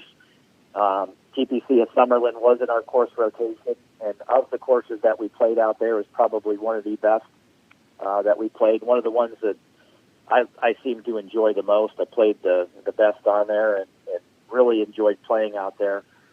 Anytime that you head to Las Vegas, a couple things, come into factor. You're playing above sea level, so there's a lot of calculations on what that means to the golf ball and how it flies. Club selection, it'll take you a couple days to get used to hitting it basically 2 clubs further. It's about 22 to 30% based on where you're at playing, how much further the golf ball is going to fly, being above sea level. So it's an exciting thing to see when you're standing on a 200-yard marker and you've got a 7-iron and you're trying to muscle a 7-iron. You don't have to muscle it there because you're normally your 160 club, but you're getting 20 yards more, 30 yards more, and the drive's continuing to run.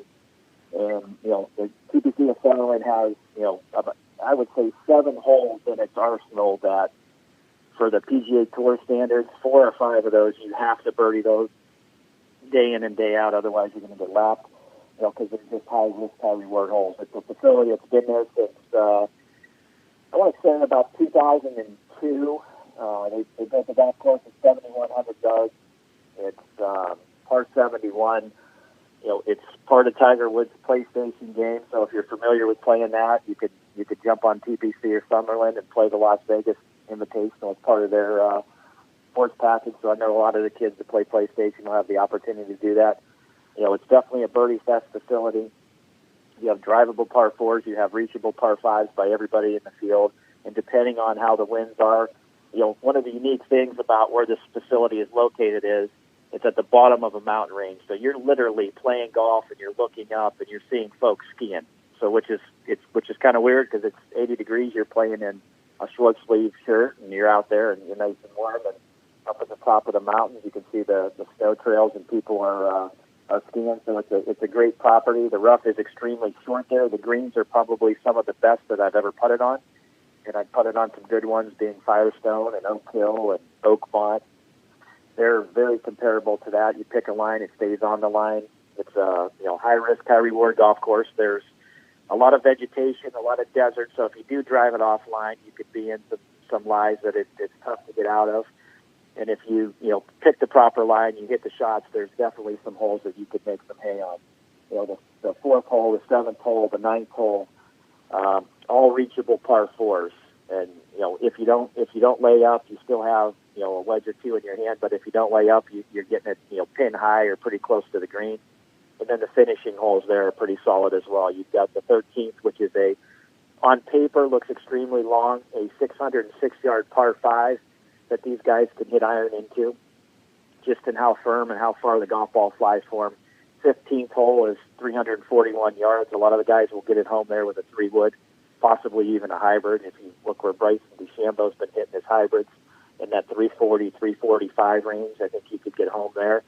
16 is another reachable par 5 that has a lake in front of it, so there is a little bit of risk, but with the short iron or mid iron that the players are going to have into it this week, it really takes the pond out of play. You close with I think it's an intimidating-looking par 3 on the 17th hole at 196. However, I think I hit 7 and 8 iron into that hole all week. It's an elevated tee. You're hitting down. There is some water on the left. Some tour players had some hiccups there in the past. And then 18 has a little bit of water on the left-hand side heading up to a hole that reaches 445 yards. So it is lengthy, but it's another hole that, if I'm hitting driver, pitching wedge, or driver 9-iron into that, those guys, certainly hit it farther than I do, will have a little flip wedge into. So, those are the 7 holes that you really have to make 4 or 5 birdies, otherwise you get lapped by the field. But all in all, it's probably one of the funnest golf courses in Las Vegas that you can play. Very affluent neighborhood in Las Vegas. Justin Timberlake, Natalie Golbus, Dustin Johnson, before he married Gretzky's daughter, had a place there. So, I mean, it's a who's who in that, I want to say 30 to 40-year-old crowd. Anybody that's anybody in Vegas really has a home down in that area, whether it's a performer on the Strip in Vegas or the old downtown. They all sort of, live out in the Summerlin complex.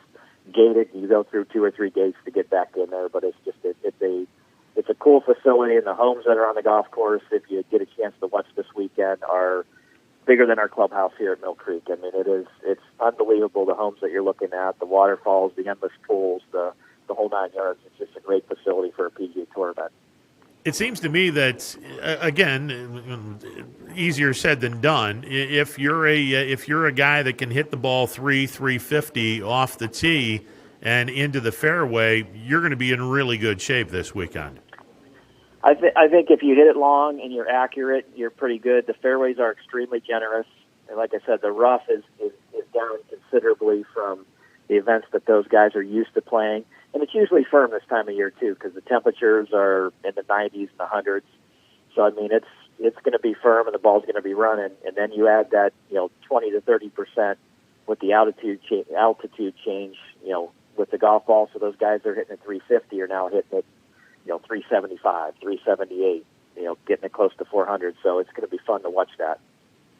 You mentioned the heat, and it's a different kind of heat because there's no humidity per se in Las Vegas, but still, 95 degrees is 95 degrees. Whether you have zero humidity or 90% humidity, you're not going to sweat profusely, but you are going to get worn out. Some of the bigger guys on shore, they may struggle with the heat this weekend. They will. I think the only benefit of the dry heat is it's easy to breathe. When you're in a 90-degree weather up here, it's muggy, the air seeps thick. That's the biggest difference between the air here and the air on the West Coast. But yeah, you're still trenching around, and there's a lot of undulation on the golf course out there. So I mean, you're walking up hills, you're walking up some pretty steep slopes. So it will wear you down. There's no doubt about it. We can use this as a segue right into your Power 5, but I'm looking at the odds to try to prepare to make a pick this week, and our local guy Jason Kokrak is a little bit higher than he usually is at 40-1 this week. Do you think this is a week where he can kind of make some hay and get himself a win on the tour? I think it is, and I have him in my Power 5 this week coming in on the 5th spot, and the reason I put him there, he's played well historically out there. This event used to be owned and operated by, it was like the Fries.com Open. So he's got a good history there. He hits it extremely long off the tee. He's going to gain, probably another 30 yards based on the altitude. And I think it's a golf course that he can take advantage. You can have a little bit of risk, and if he's just off target a little bit, he's still not going to be penalized heavily for hitting an errant tee shot. Although he drives the ball impeccably straight for how long he hits it, there's some angles out there that you've got to, cut corners over desert, you're cutting corners over some water and some hazards. But I think overall, his power game is certainly a great fit for Summerlin. just based on how far he can hit it. And if he hits the ball like he has been the last couple outings out, I think he'll be definitely in contention, and that's why I slid him into the Power 5 this week, coming in at that 5th spot. All right, let's hear your top 4. Top 4, we're going to start off with Patrick Cantlay, the 2017 champion. He's a 2-time runner-up. He putts extremely well. And I look at him and how he putts at Lake Muirfield, a multiple winner at Muirfield as well. There's places that he plays extremely well. Summerlin's one of those. It's got greens very similar to Muirfield, other than they're going to be a little bit firmer than how the golf course at Muirfield would play. Although Muirfield did play a little bit firmer this year with, Jack letting the greens dry out a little bit and knowing that they were going to be bulldozed the Monday after the tournament. So I think Patrick's going to play extremely well there, and he's at our number 1 spot this week, coming in at number 2. I'm looking at the 2018 champion. That's Bryson DeChambeau. It's his first round back from the U.S. Open. And I really think he takes his game plan for the U.S. Open that I thought was a not very smart game plan, and really trying to overpower and drive it as far as you can on all the par 4s. When he went to Winged Foot, I think he brings that game to Summerlin, and I think it's certainly a big plus for him. And I think the fact that he hits his hybrid extremely long, and if he can hit his hybrid 340, he can get home on a couple of the par 4s with not even having to pull out the driver. So I think he does that with a hybrid or a 3-wood this week. Doesn't necessarily have to bomb a lot of drivers for him because it's the length in his other clubs. But I think he'll be a force, and I think he's going to bounce back after taking some time off after the U.S. Open. Coming in at number 3 and 4 is going to be 2 guys that predominantly play well on the West Coast and grew up on the West Coast. Number 3 is Ricky Fowler. I think he's certainly a fan favorite in Vegas. When he was at Oklahoma State, he played well in the NCAAs that were hosted out at Summerlin. So I think, having his past history there, he's always a top 5 or top 10 finisher in the Shriners event. I think he will sort of break out and get back on the scene here in the fall as we head into some of the more important events and heading into the Masters. I expect him to be a force at the Masters this year as well. And I think if he peaks at the right time, which in this case is going to be in the fall, I think he'll be in good shape, heading to Augusta here in the upcoming weeks. And then Tony Finau was our other. He's got a lot of top 5 finishes out there, not only in Las Vegas, but in San Diego and at Pebble Beach and in Arizona. And I just think that he plays well on the West Coast. It's sort of a home game for him. Certainly has the length off the tee to be a very competitive player this week. And I think, the way he puts it on the greens, if he can just get 3 out of 4 rounds or 4 out of 4 rounds playing solid, I think he's going to be in the shape because he makes enough birdies to certainly hang in there. But I think the key for everybody this week, no matter where you're at, number 1, you have to get off to a fast start. Because I think if, you're going to be seeing a lot of 62s, 63s, 64s on the leaderboard. And I think if you get too far behind too early, it's going to be too much ground to make up because the guys that are going to shoot 62 are going to back it up with 64, 5, and 6. And then you're going to be 2 or 3 shots back going into the weekend, which is it's going to be tougher for the guys to jump in.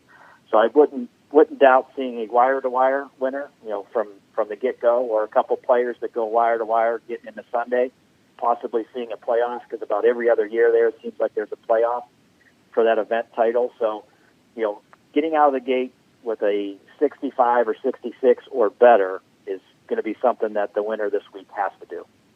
You know what? I had someone circled before we came, but knowing that now that Jason Kokrak is in your top 5 and seeing that I teed you up for that without even knowing it, I think there's something in the wind a little bit. And what's a trip to Las Vegas without a gamble? So he's 40-1. I'll take him. I'll put my name behind Kokrak, and I'll pick him to win this week. I think he's a great pick this week, and I think that's why I moved him in there, just because the way he plays the game is a good fit for out there. There's, very wide, generous fairways, which I think help. It's going to help everybody, but I think him in particular, he's got a little bit more firepower and he's in that group of players in the top 25% of the tour where he can overpower the golf course, the Bryson DeChambeaus and the Jason Days of the world. Okay, I love to gamble. Virtually, because I don't have any money. Let's be honest. In this industry, we don't have money, so we don't gamble very much. There is a kid with Vegas ties who has done quite well on this course, albeit a few times. And I looked up his odds, 120 to 1 to win this tournament. Maverick McNeely is a young kid that putts well and plays extremely well on this course. He is a Vegas native. What are the chances of young Maverick McNeely coming out of nowhere and winning this weekend? I think guys like that, Colin Morikawa, Scotty Scheffler, a player that's been on some leaderboards. Maverick has certainly been on some leaderboards in the last few weeks. I wouldn't be surprised if he jumped through there. I think he's played there collegiately as well. You know, going back to Ricky Fowler, playing some of the NCAA stuff out there. And when you go in the pro shop there, it shows everybody that's won there, and it's everybody that's played there collegiately. Like Chris Kirk, I believe he lives there, and Golbus does a clinic, and Ernie Els, and there's a history of great tour players that call that home. And I think he's one of those guys that could certainly fit that mold. All right, let's get to the real juicy part of of our conversation every Wednesday, and that would be the tip of the week. Brian Cholnar, the microphone is yours. Let's get your tip of the week, sir. Well, I'm going to give you something that's a little bit better than 150 to 1 odds. So we're going to go back off our theme from last week. We went over the 2 shots in the rough where the ball was in the green and going down range, judging how to hit your shot. And judging the lie and hitting a successful shot out of an adverse condition. We're going to continue that with the last 2 pieces of that equation. And number 1 is the bear lie, and number 2 is hitting out of clover, which is something that you see here on occasion in the northeast part of the country that comes in the early spring and in the late fall. When the conditions get a little bit cooler, it has a tendency of wanting to pop through. Summertime, you don't see it too much because the high heat, burns it out, kind of like polo grass up here. It's more prevalent in the spring and the fall. So the first thing we're going to start with is the bear lie. So one thing you've got to think about is, looking at the lie, seeing how it is. 9 times out of 10, you get on a bear lie, there's not a blade of grass. It's almost like you're hitting it off pavement. So in order to be able to hit it out of these spots, if it's, something that's on the fairway, you're going to get relief. It's usually circled with the white paint for ground under. So this is a case where you've hit it in the rough and there's a bare spot and it's not marked, and that's part of the penalty of hitting it in the rough. We want to make sure that we've got the right club. So we'll use, for instance, we'll say we're at the 150 marker. So I'm 150 yards away from my target. So 9 times out of 10, when you hit off a bear lie, it's going to have a tendency of coming off the club face a little bit lower and what they call a thin shot. So it's going to be on those lower couple grooves. So if that's the case, we have to eliminate the club that I normally hit from 150 and go to something with a little bit more loft. So if I hit an 8-iron 150, the first thing I want to do is I want to make sure I grab my 9-iron, knowing that the ball is going to come off a little bit lower on the club face, knowing that the ball, when it hits, is going to hit with a lot of overspin, and it's going to have the tendency of releasing towards the hole a little bit. So I'm going to take that one club less than I normally would hit, so I'm going to change my club to a 9-iron. I'm going to move my ball position back 1 inch from my normal 9-iron spot. So if my 9-iron would be, say, an inch or 2 back of center, I'm going to move it 2 to 3 inches back of center, knowing that I want to make sure that I make contact with the golf ball first, because the tendency in this shot, if you were to play it on a normal spot, if you hit a touch behind it, the bear lie is going to have a ground that's a little bit more firmer than a normal shot off, something that has the cushion of grass. So it's going to make that club either dig or bounce into that golf ball, causing it to come off even lower. So if we move the ball back in our stance, the first connection is the golf ball. So we're guaranteeing ourselves a nice, clean hit. Once you've made contact, the ball's going to come off definitely lower because it's going to be off the lower portion of that club. You want to make sure that you give yourself enough room to let the golf ball release, because it is hitting off low on the face. There's not going to be much backspin to it. So it's going to release back to that hole. So if I'm going to hit that 150 yards, I want to play it so it lands maybe 140 yards and rolls out that last 10. So if you do those things, you're going to hit a really good shot off of a bear lie. Now the opposite is going to apply as we go into the clover grass. So your ball position there again, we're going to use a number of 150 yards. Everybody has their solid 150 club. It may be a 7, it may be a 6, an 8, a 9, however it may be. So you want to think about ball position and club selection. So the ball in clover usually has the tendency of either it sits up or sits down in the clover. So when you make that connection, the ball is going to have the tendency of wanting to fall. As soon as that club first starts to go through the grass, the ball is going to drop as you're swinging through the shot. So number one, we want to make sure that we either hit the club that we normally would select from 150 or take a club more, depending upon how much green you have to work with. So it's going to be a normal club selection 9 times out of 10, unless you're dealing with some wind or some things that you have to carry it over, whether it be a bunker. The contact in this scenario is going to be the opposite as it was on the bare lie. So before we were lower on the club face, this one's going to be a little bit higher on the club face because as we're coming through, the ball's dropping, we're hitting the ball in a higher spot. So when we hit the ball high on the club face, a couple things happen. Number one, it comes out with like a knuckleball. Like you ever see the guys pitch a knuckleball, it has no movement to it as it's released off the club face, or depending upon how high you hit it off the club face, it may come off with a lot of topspin. So the contact is obviously, we're going to try to make it on the upswing a little bit, but 9 times out of 10, that ball will have a tendency to slide back down. So the connection is going to be high on the face. So the golf ball's not going to check. Similar to what it did coming off the bare lie, the golf ball's going to release forward probably about 5 or 10 yards. So those are the couple things that you need to do when you find yourself in a position that the lie isn't as quite good as you'd like. You've driven it offline and you've got it in trouble, to make your next shot a successful one, as opposed to making the wrong selection and maybe hitting it 10 or 15 yards short or hitting it 10 or 15 yards over the green by not making your club adjustment. So it's very fine-tuned items that you have to do, adding a club, taking off a club, knowing where the connection is from a ball position standpoint, knowing to move it up a little bit or to move it back. And that's going to be our biggest key. Clover, you move it up about an inch from normal. The bare lie, you're going to move it back an inch from your normal spot, no matter what club that you use. I was going to ask because you didn't mention the where you're going to be hitting the ball. So you're moving up about an inch from the normal stance. So 150 yards away, we'll say an 8 iron. For some people, it's a 7 iron. It just depends on your strength and how well you hit a ball for 150 yards. In the bare lie, you're going to go 1 club down, 1 club less. With the clover grass, depending on the pin placement, depending on how much room you have on the green, you can go normal. If there's not a lot of room on the green, you want to go 1 up. Absolutely. Yep. And keep in mind, both of those shots will have a similar result because they're both going to hit and release out.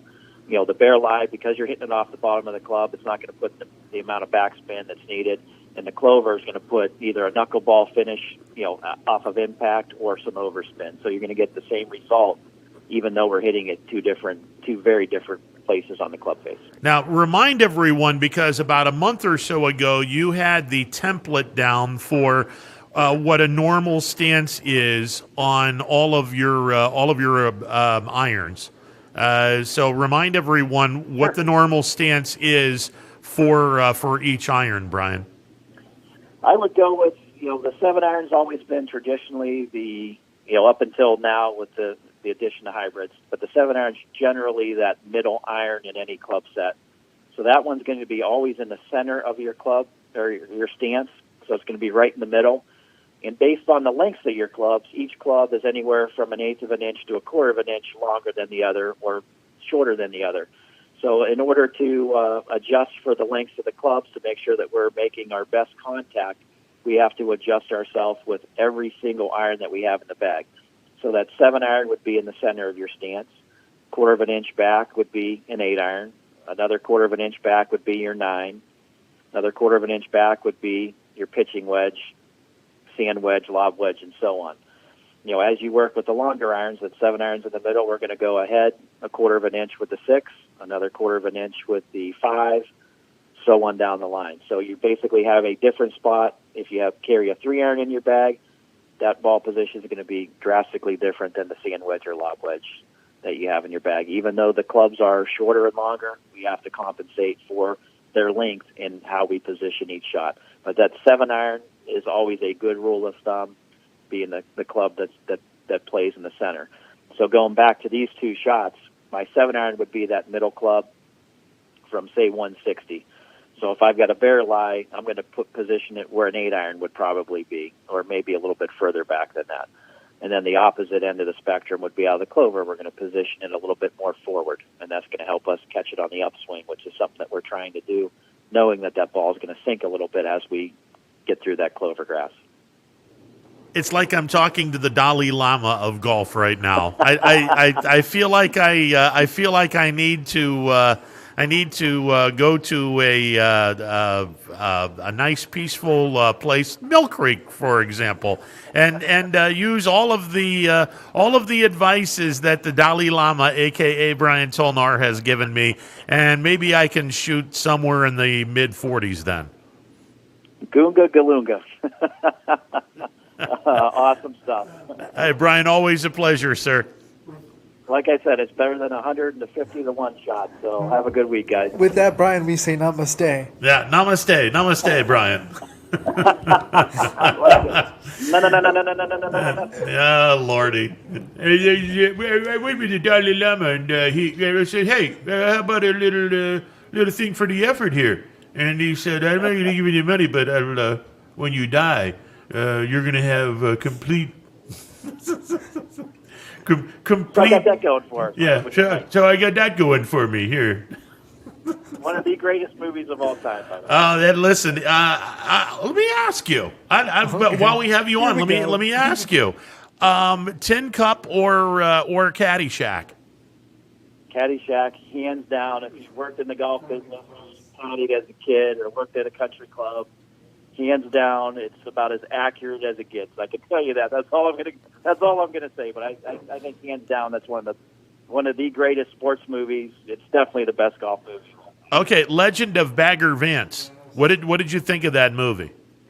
Good movie. I like all of them, but I still think Caddyshack 1 is the best movie. Caddyshack 2 probably one of the worst movies of all time.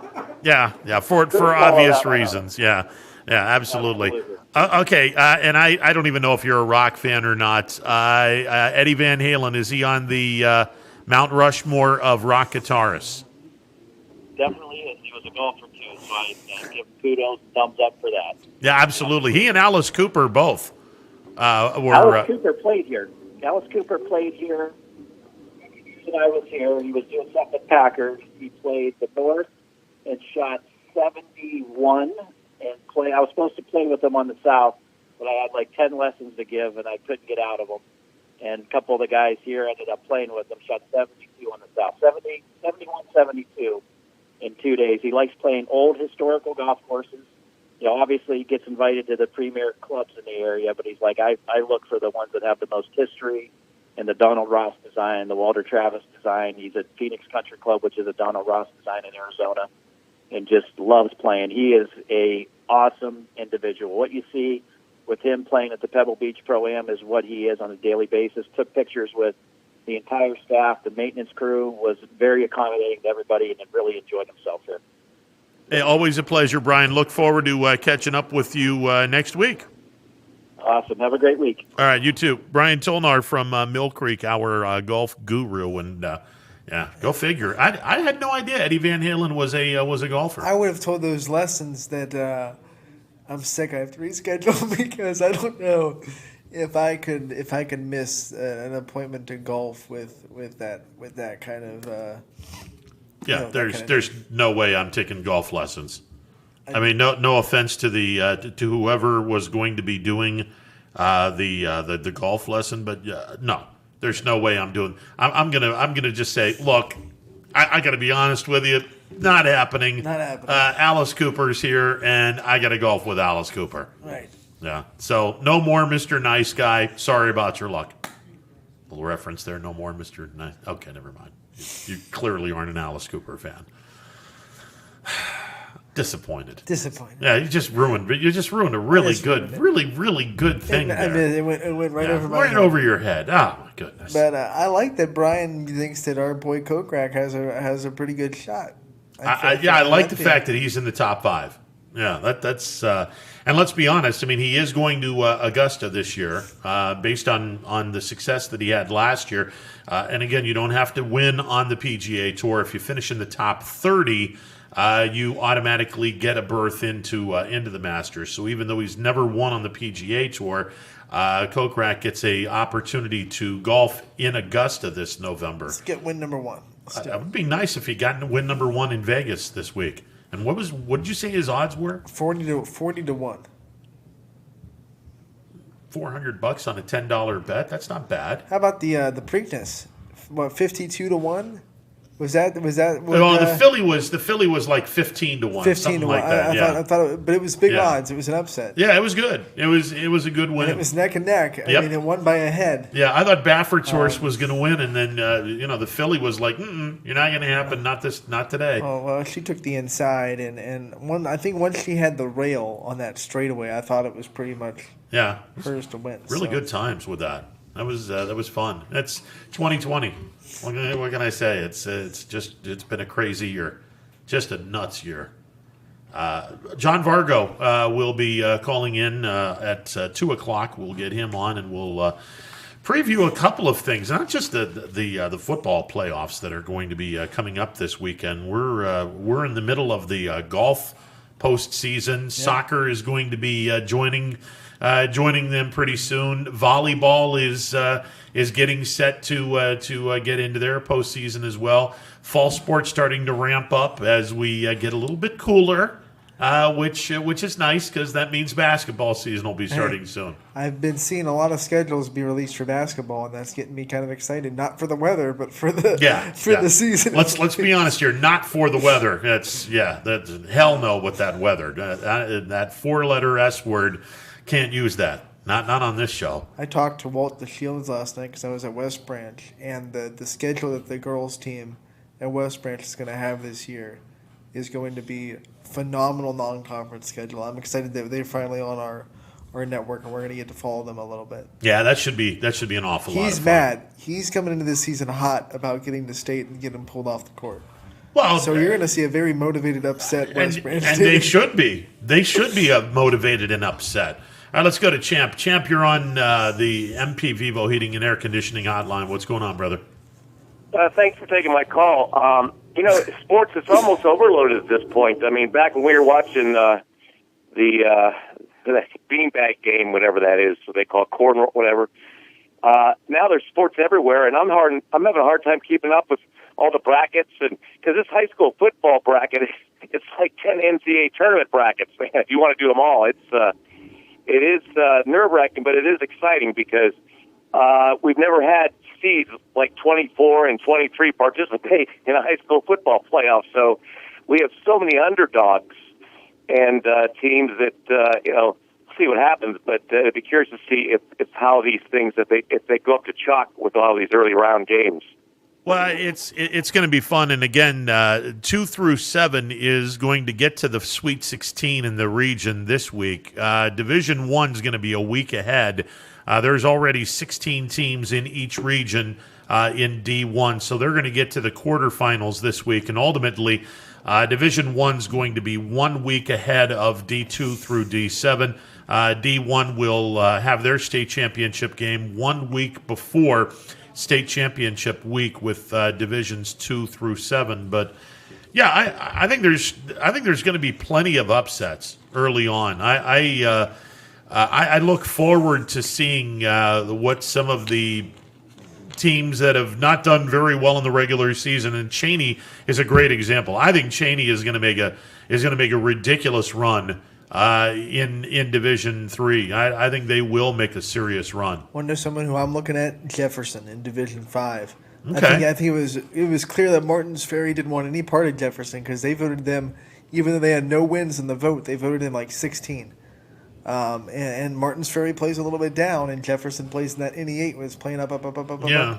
And they come off a win in Week 6. They're kind of feeling themselves a little bit. I wouldn't be surprised if the Jefferson team that plays up the whole season goes down and wins the first round game against Martins Ferry. That's that river team.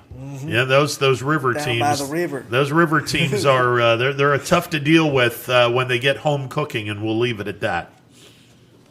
I want to approach a subject now that you and I have talked about. I don't want to beat a dead horse, but I'm going to respectfully disagree with you and the Notre Dame guy because, as you know, and I guess I'm looking at the whole picture here. I'd like Coach Kelly. I think that that he is the right man for this job. And let me just give a couple points to remember.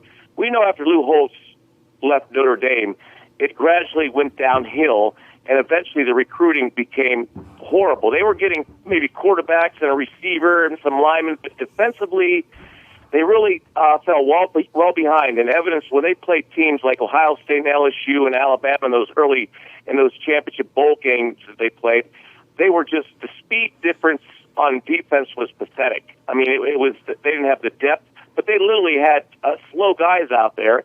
And I'm surprised that they didn't have the high top shooters. For Lou Holtz used to do that when he first became coach to make them look like they were slower than they actually were. But over time, I think they finally got to Kelly, and I think that he struggled initially recruiting defensive players because he was getting the quarterbacks and the running backs and the linemen. But things really changed when they had that 4-8 season. And what's remarkable to me is how good of a recruiting class they had despite only winning 4 games. And Kelly did the right thing. He fired a lot of his longtime friends and coaches, most notably the strength and conditioning guy and the defensive coordinator. And, boy, a lot of things seem to be solved with just those two coaches. But let's be honest. Let's look at college football right now, what it really is all about. Let's be honest. It's kind of turned into the NBA. College football right now, I think there's 120 Division I teams. There's actually only maybe 8 or 9 teams every year that have a legitimate chance to win the national championship. It's all about Ohio State, the SEC, Clemson, and if you want to throw Oklahoma in there because they get thrilled every time they play. But other than that, it really is. There's not much parity at all. It's the same teams all the time. And I'll list some teams that used to be really good teams, and I don't know if any of these teams even appeared in that championship playoff last 5 years, but Miami, Virginia Tech, Florida State, Texas, Michigan State, Michigan, Nebraska, UCLA, USC, Washington. These are teams that used to be respectable programs, and they are just mediocre. I don't classify Notre Dame as being mediocre. I class them as being a team that wins 9-10 games, and I think that they're in that second tier. I think the teams I mentioned, Ohio State, the SEC, Clemson, and maybe Oklahoma, that's the first tier. I think Notre Dame has made the second tier. In my opinion, Notre Dame is one 5-star quarterback away from winning a national championship. I think the quarterbacks that they've had recently haven't been that good. And I think that a lot of the quarterbacks they've had have really benefited from guys like Will Fuller and Boykin and Chase Claypool and Michael Floyd and the tight ends who go up and get the ball. But really, when you think about it, they're not really impressive, especially when they leave Notre Dame. And I see more 4-star and 5-star guys are getting at safety and defensive end and running backs and linemen. But the quarterback position, to me, they need to get a 5-star quarterback. And I'm not sure if this guy that's coming with all the high numbers because he plays at a small school is the right guy for this job. But to me, that's the difference from Notre Dame getting into that first tier is a 5-star quarterback. Yeah, the problem is even if you have a 5-star quarterback, you still have Brian Kelly as the coach, and he's a horrible X's and O's guy on game time. He just is, champ. I don't know if I call him horrible. Okay, there's a lot of other coaches. But what I like about this team lately, and you know this, is what's frustrating maybe 5 years ago, where they would play these mediocre teams and struggle with them. But something that's happened the last 3 or 4 years with Kelly is they just take the ball and run it down the weak team's throats. They've been consistent with that, and I like that because that really bothered me when they would struggle with these bad teams, and I couldn't figure out why they just didn't run all over these teams. Well, obviously they weren't strong enough because their strength and conditioning coach was terrible, and they got a new guy now. But defensively, they've become almost a consistent force every single game. And they're good in the red zone. They get turnovers a lot. But the problem is that the offense sometimes can't run the football. They can't pass the football. And to me, that's when they get beat up, is when the offense just doesn't show up in a game. Well, again, and I want to preface by when I say horrible, in comparison to the contemporaries that are in the top 20. There's a reason why Kelly has a losing record against top 20 teams. He's not that in comparison to the other coaches, the Sweeneys, the Urban Meyers, now Jason Day, and some of the other coaches. He's not up to snuff with those coaches, and he gets outcoached on a routine basis when you go up against a top 20 team.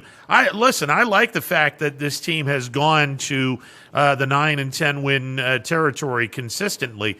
Now that we have that, and again, I'm not one of these guys that wants to lower the bar. I just don't.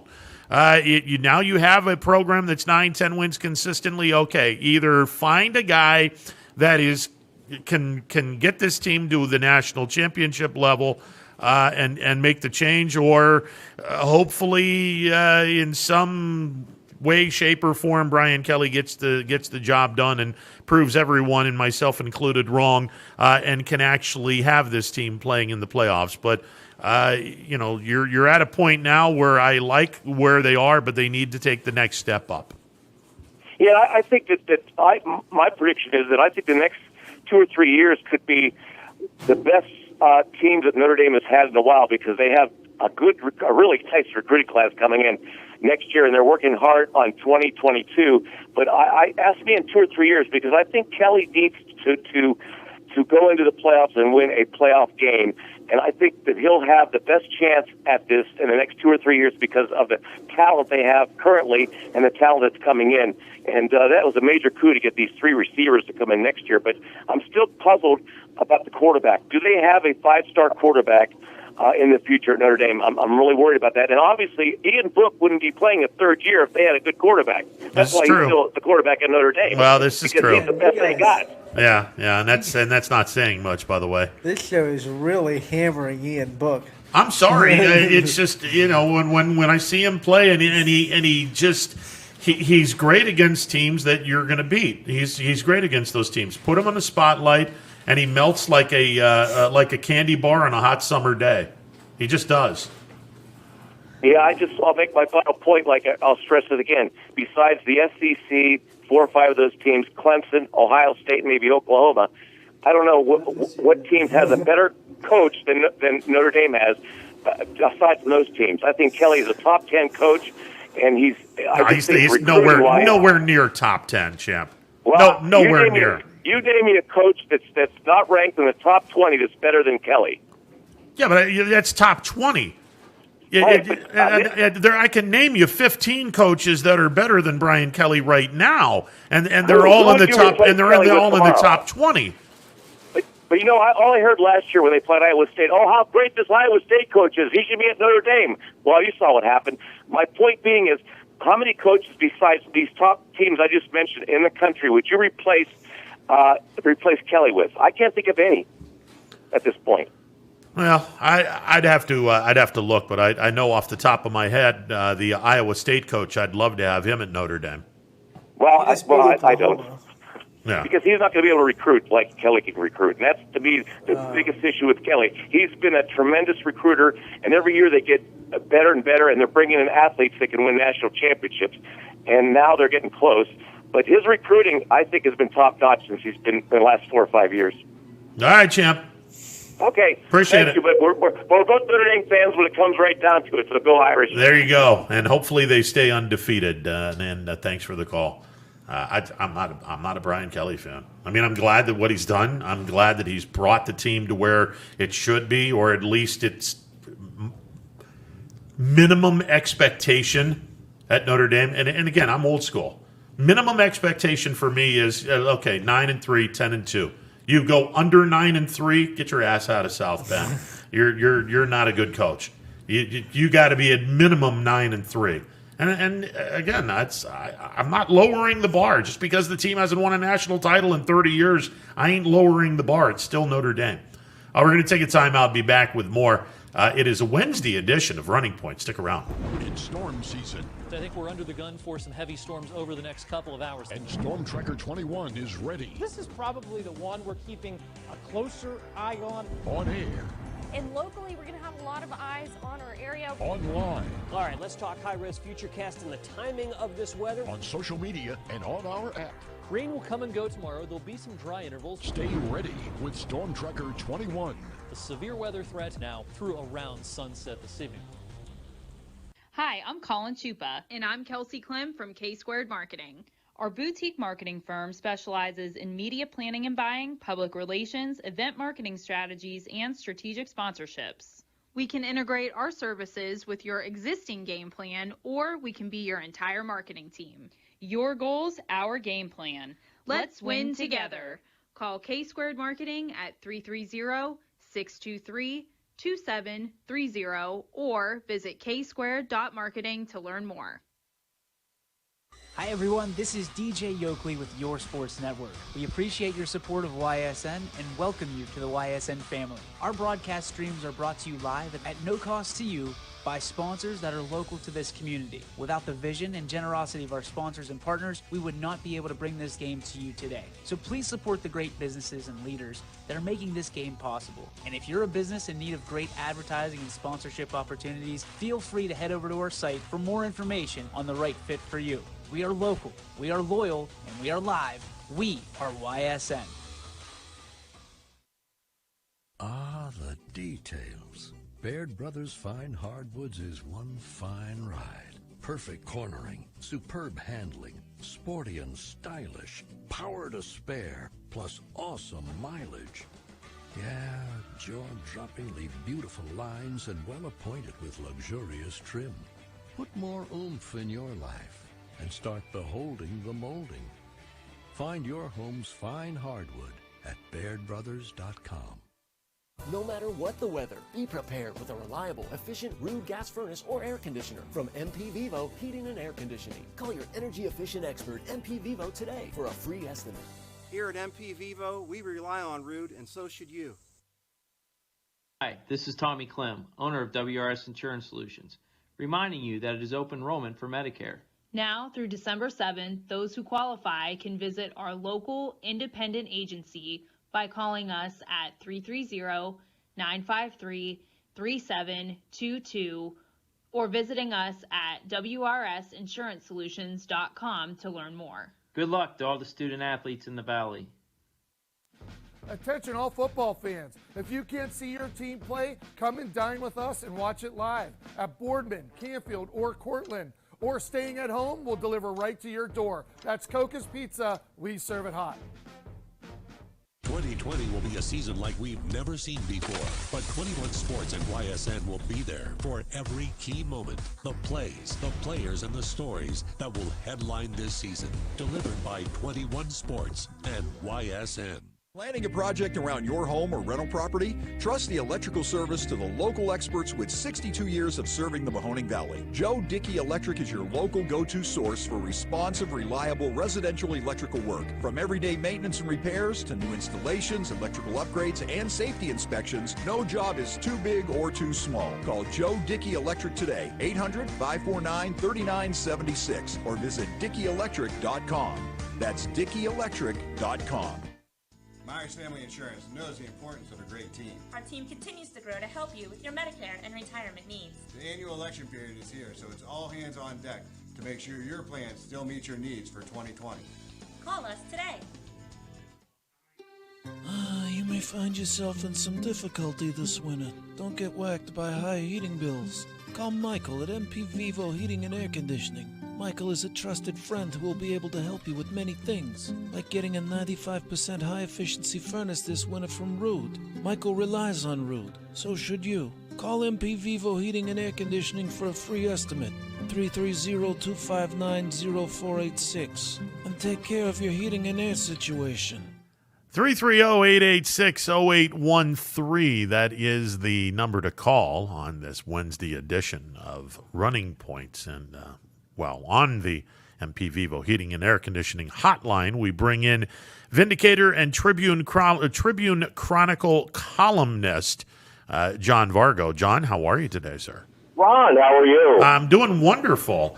Let's talk a little high school sports, and before we even get into football, let's talk some soccer and some of the ancillary sports that we don't get an opportunity to talk about all that much. We have 3 area golfers that are going to be headed to state. Alyssa Rapp from Cardinal Mooney, Luke Nord from West Branch, and Poland's Luke Nord and West Branch senior Aiden Weissman will all be headed to Ohio State for the golf tournament October 16th and 17th. So that'll be pretty cool to have some local golfers making the jump over to the Ohio State golf course.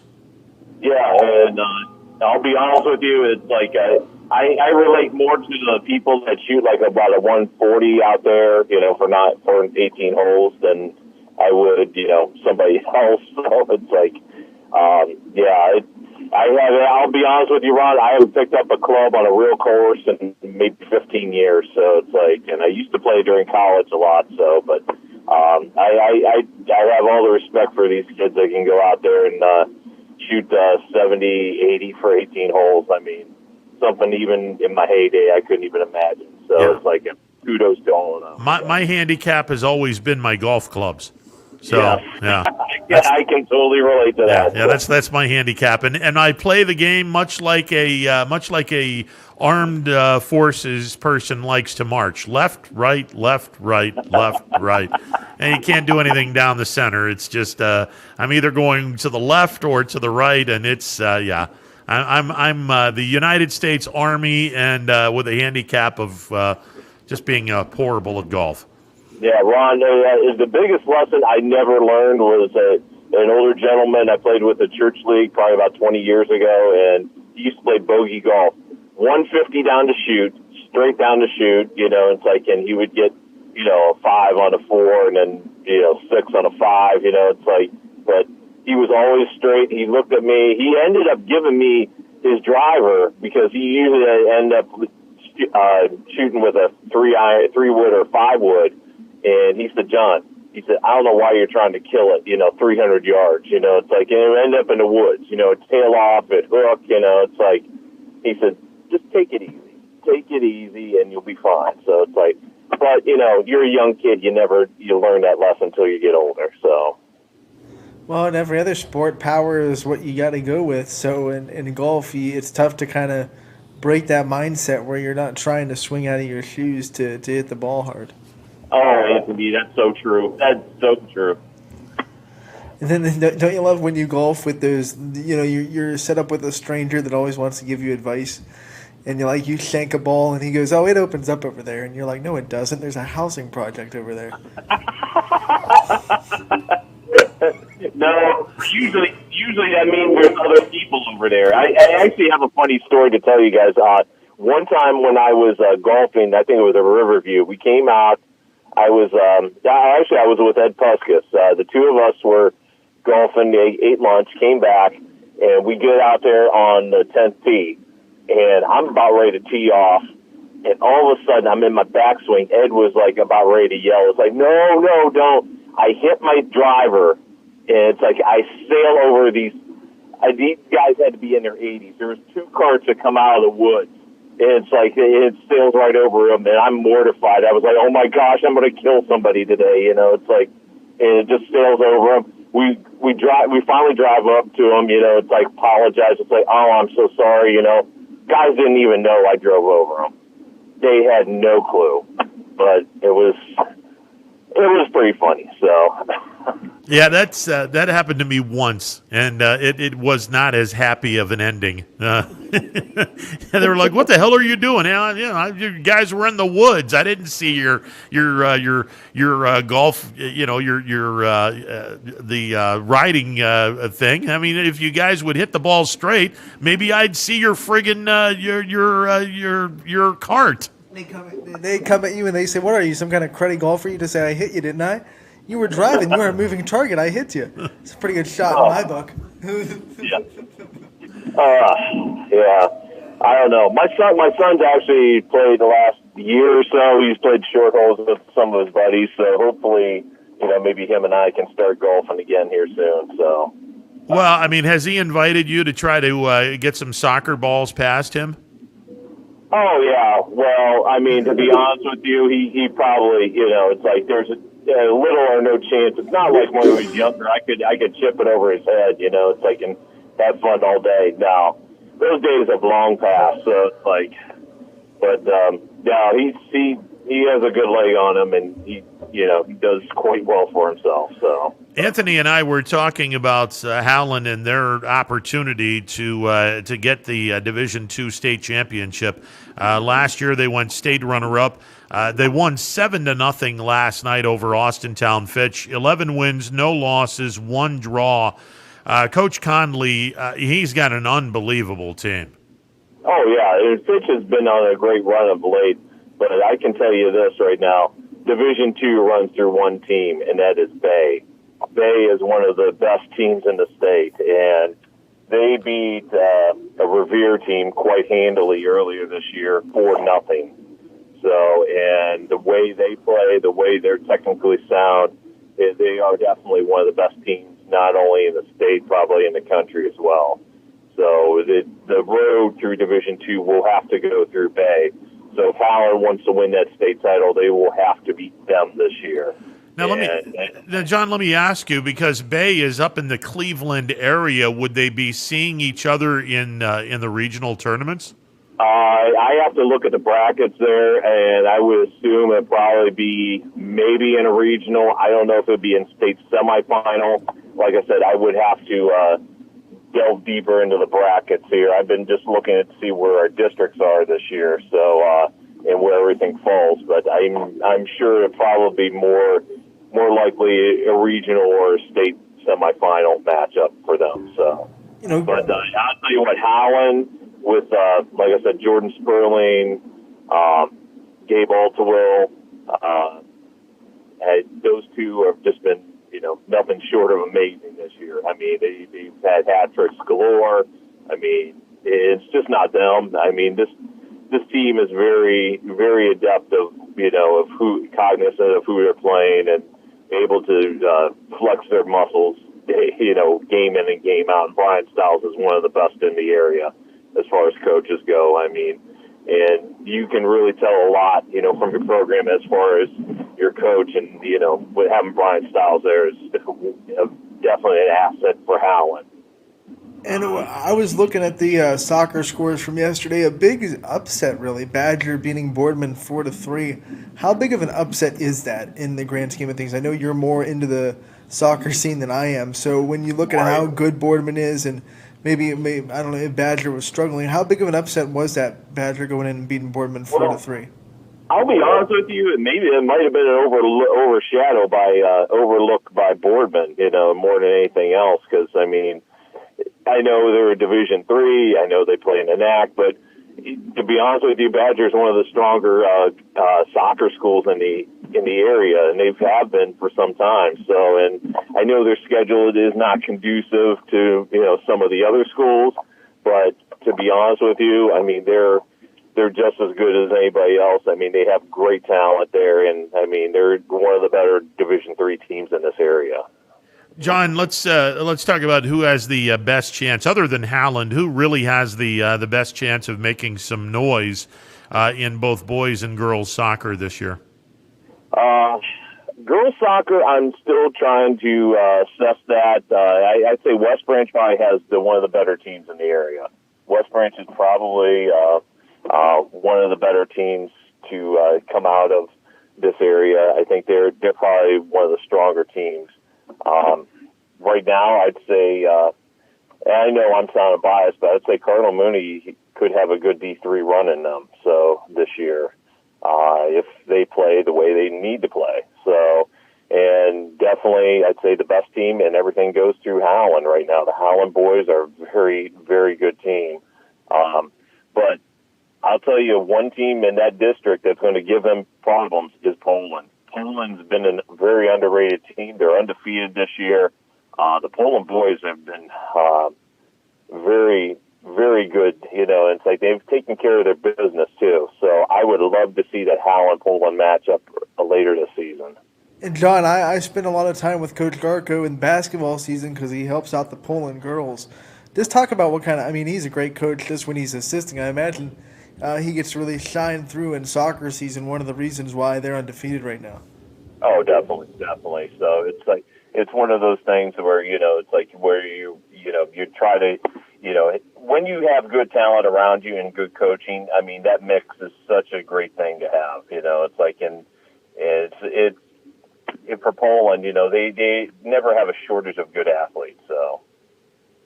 Hey, John, let's go with football. We got plenty of teams that are going to be playing the opening round of the playoffs on Friday and Saturday. D2, D3, and D7 will be playing on Friday.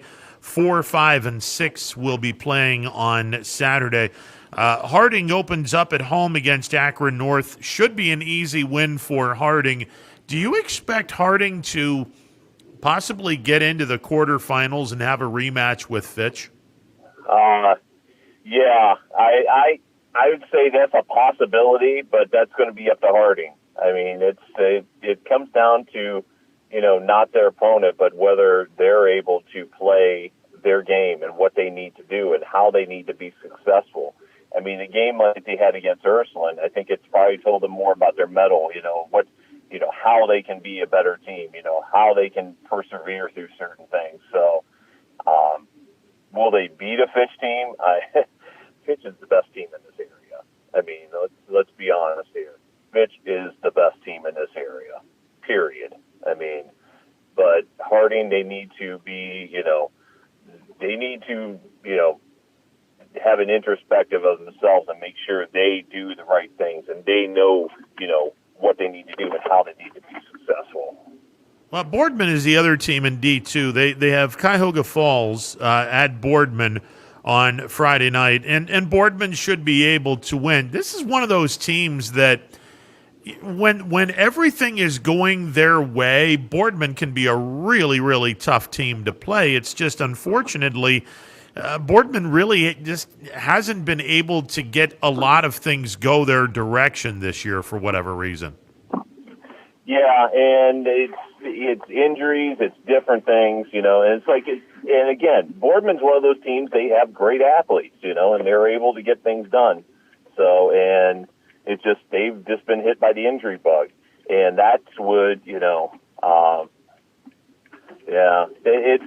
it's one of those things they're able to just be more, persevere through things.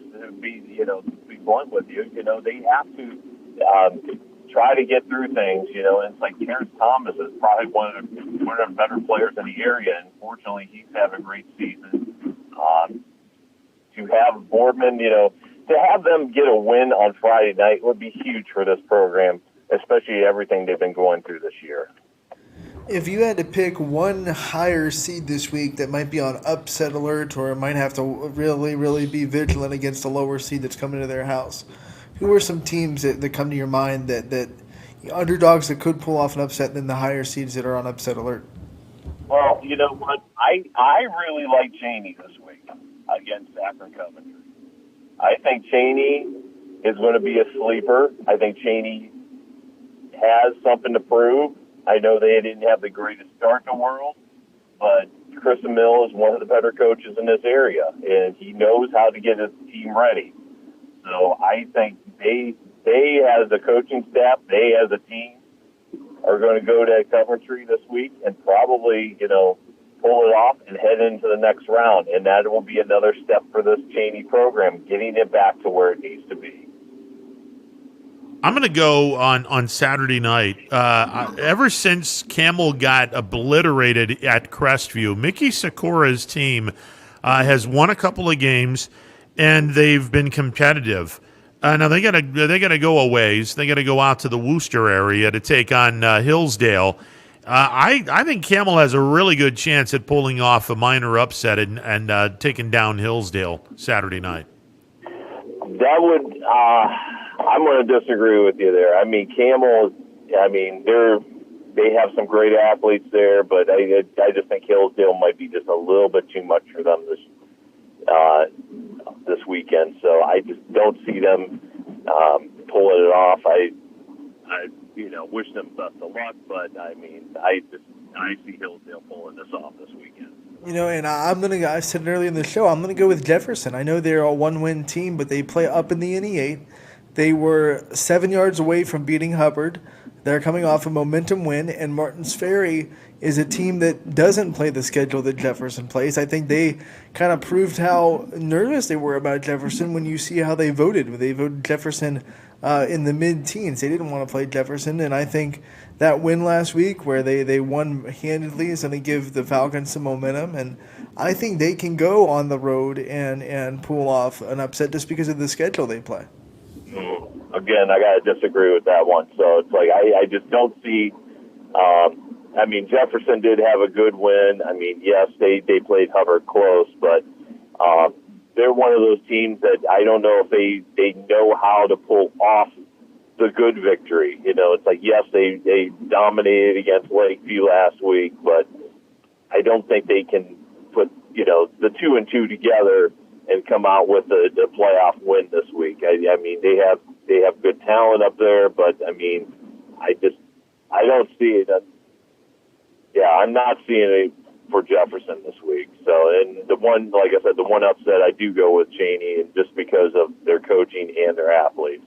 John, let me ask you, there's plenty of teams that are playing in the first round. And again, D2 through D7, all of these games will take us to the Sweet 16 in each region. So based on the teams that are playing Friday and Saturday locally, is there a team out there that you can expect to go at least into the quarterfinals, which would mean they would pull off a minor upset in the Sweet 16? I go back to Harding. If Harding can play the way they need to, and sometimes Harding gets in their own way as far as, playing goes, as far as maybe overthinking things, because they have as good athletes as there are in this area. Harding needs to be themselves, not try to play over their head, not try to overthink things, just play their game, use their athleticism, make smart plays. And it's like once they do that, and once they do that on a consistent basis throughout a game, they're going to have success. All right, of the teams that have a bye, let me ask. And not even forget about the bye. Give me a team or two that you believe has a very good chance at running the gauntlet and winning a state championship from this area this year. If you were to ask me probably week 4, I'd probably say, I really, don't see too many outside. Maybe Springfield could make a run. Right now, I would say Fitch. Fitch could make a run. Why? Because he beat a really good Benedictine team. And not only they beat them quite badly. And to go on top of that, yes, I think they can compete against Akron-Hoban. I'm going to say it on record. They can compete against Akron-Hoban. They have the coaching. They have the athletes. They will make a stand against Akron-Hoban. Will they beat them? I don't know. But I think they have as good a shot as anybody from this area to go 1-on-1 against Hoban. Okay, Springfield, JFK, Canfield, some of these teams that got a bye. Is there anyone that other than Fitch that sticks out in your mind that may have a shot? Another one, Canfield. Canfield has played some daggone good ball this year. That win against New Philadelphia, a team that just destroyed Steubenville earlier this year. My gosh. That's the way Mike Pavlansky's team has done. It's like how they have, maybe mixed the pass and the run a little bit more than normal. It's pretty exciting to see. The Cardinals have made some good plays this year, have made some good assessments of what they need to do and how they need to do it. And, I think they've grown so much since that game 1 against Howland. They've been a complete team and a very difficult team to face. So I'd say if they can keep that momentum up and not lose anything in the bye week, Canfield can also make a big run in Division III as well. Well, one of the things that is going to be in their favor, if you can get out of this absolutely loaded region, whoever gets out of this region has a really good chance at winning a state title. Absolutely, and that's just a testament to Northeast Ohio football, how they're able to do things. So, and how competitive this area is. You can say what Ron said for a handful of divisions. I mean, whoever gets out of Region 17 and Division 5 has a good chance. Whoever gets out of Fitch's region gets a good chance in Division 2. So there's the regions in this area that, like, it's a big if, but if you get out of it, the doors kind of swing open for a state championship. As for Division 5, I mean, we got two area teams. We got Garfield and South Range in there. I mean, both of them are very accomplished, very good teams. I mean, Garfield beat a great Mogador team. You know, South Range has been through the gauntlet in Northeast 8. I mean, both of them are really good teams. But you have a team in there who is not only a past state champion, but probably one of the better teams in the state, no matter what division, and that's Kirtland. So the road through Division 5 goes through the Kirtland Hornets. So if you can beat them, you can beat anybody in Division 5. I just don't see it for either South Range or Garfield. I mean, I hope I'm wrong, but I don't see it because Kirtland's such a great, physically sound and, technically sound team. Well, if I'm Garrettsville Garfield, I'm a little disappointed that, assuming they have a bye week, so they're waiting on the winner of Cardinal Mooney and Conneaut. If I'm Garrettsville Garfield, I'm kind of annoyed at the prospect of having to play Mooney in the round of 16. And okay, Mooney's 1-5, I get it, but their schedule is second to none in Division 5, Region 17. With all due respect to South Range and with all due respect to Kirtland, Mooney's played a tougher schedule. So if I'm Garrettsville Garfield, I'm kind of annoyed at the fact that I got to play a team that is not 1-5 in Division 5 ball, and they're going to be, despite their 1-5 record, a very tough out in Region 17. Oh yeah, I think they're going to be a very tough out. I mean, but if Garfield is as good as they say on record, and they have a home game against Mooney, I mean, show it, prove it. It's like, make your stand then. It's like, if you're that good, prove it on the field. So that's all I got to say about that. So it's a big chance to prove it. And this to go full circle, because I know we're talking about Kirtland. By the way, they're also ranked third in the state in boys soccer. So this to go full circle back to our soccer conversation. They're not slouching in that sport either. Oh no. Kirtland's a very in-depth school. I mean, they're very, very sound. No matter. I mean, it's just not football. I mean, they have so many great sports up there. I mean, that's a testament to their school and and how they prepare their kids. So it's like, and it's a great thing to have that in the culture. Once you have that culture in your system, you're able to have that no matter what the sport, and it's so supportive.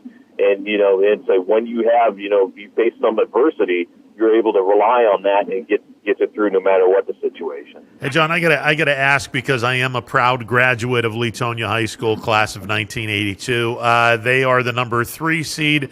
Obviously, the train of Leetonia is led by the conductor, Marco Ferri, and obviously the bye week is the best time for Leetonia because they were banged up. You had a couple of key players not showing up for the United game. You saw what happened when those two kids were not in the game.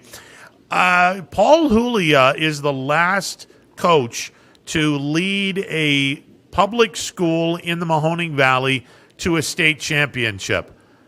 21 years ago, he did it with Poland. Does lightning strike and my beloved Bears upset everyone and get out of the region and dare we say Division 7 state champion? Ron, I would love to tell you. I would love Just to do tell it, John. you Just say it. Rip off the Band-Aid. Yeah, I'm going to rip off the Band-Aid for you. The road goes through JFK. Of course it does. Yeah, And I'll tell you what, they would, if they face a McDonald team, that's going to be a tough opponent for them as well too, because that's the wing T is the wing T, and Dan Williams is the architect of it. So it's like, that would be a fun game to watch, McDonald and Latonia, to go at it.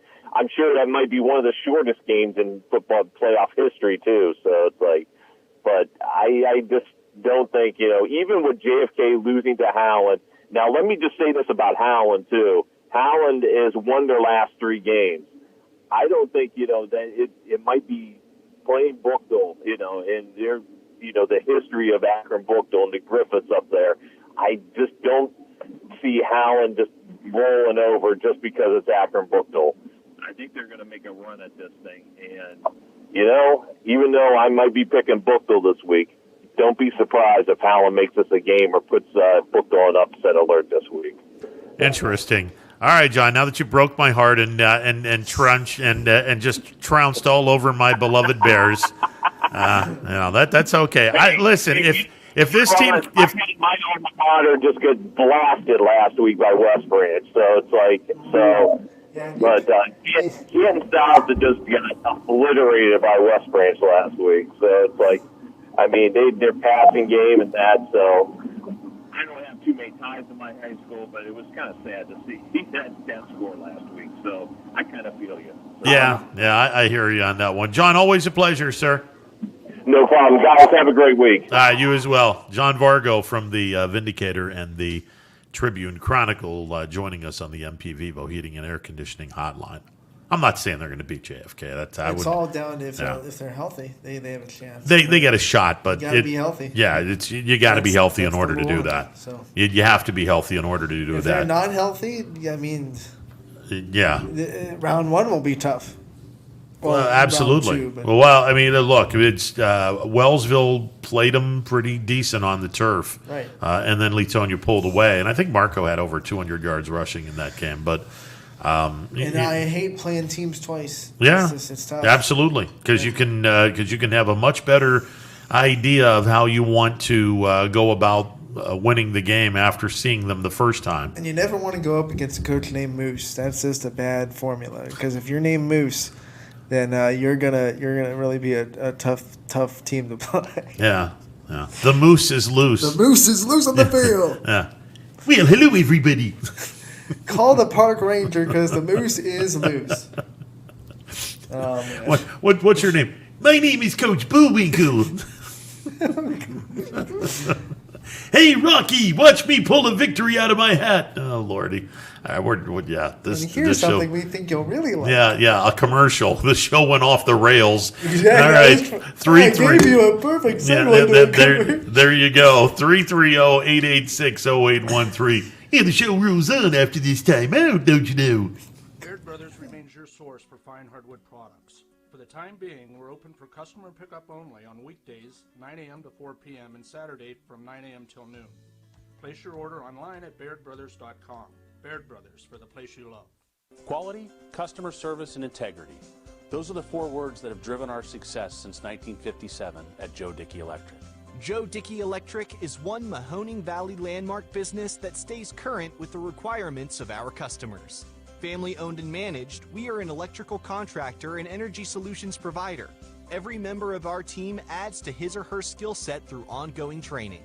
Residential, commercial, industrial, automotive, and more. We keep ahead of the needs of our customers with a fleet of more than 50 vehicles and 24/7 emergency service, so you're never left in the dark. The 4M Company, being an architect and construction manager for over 40 years, has had the opportunity to use many different electrical businesses for our projects. The depth, quality, and knowledge and attention to detail displayed by Dickey Electric makes them stand out above all the rest.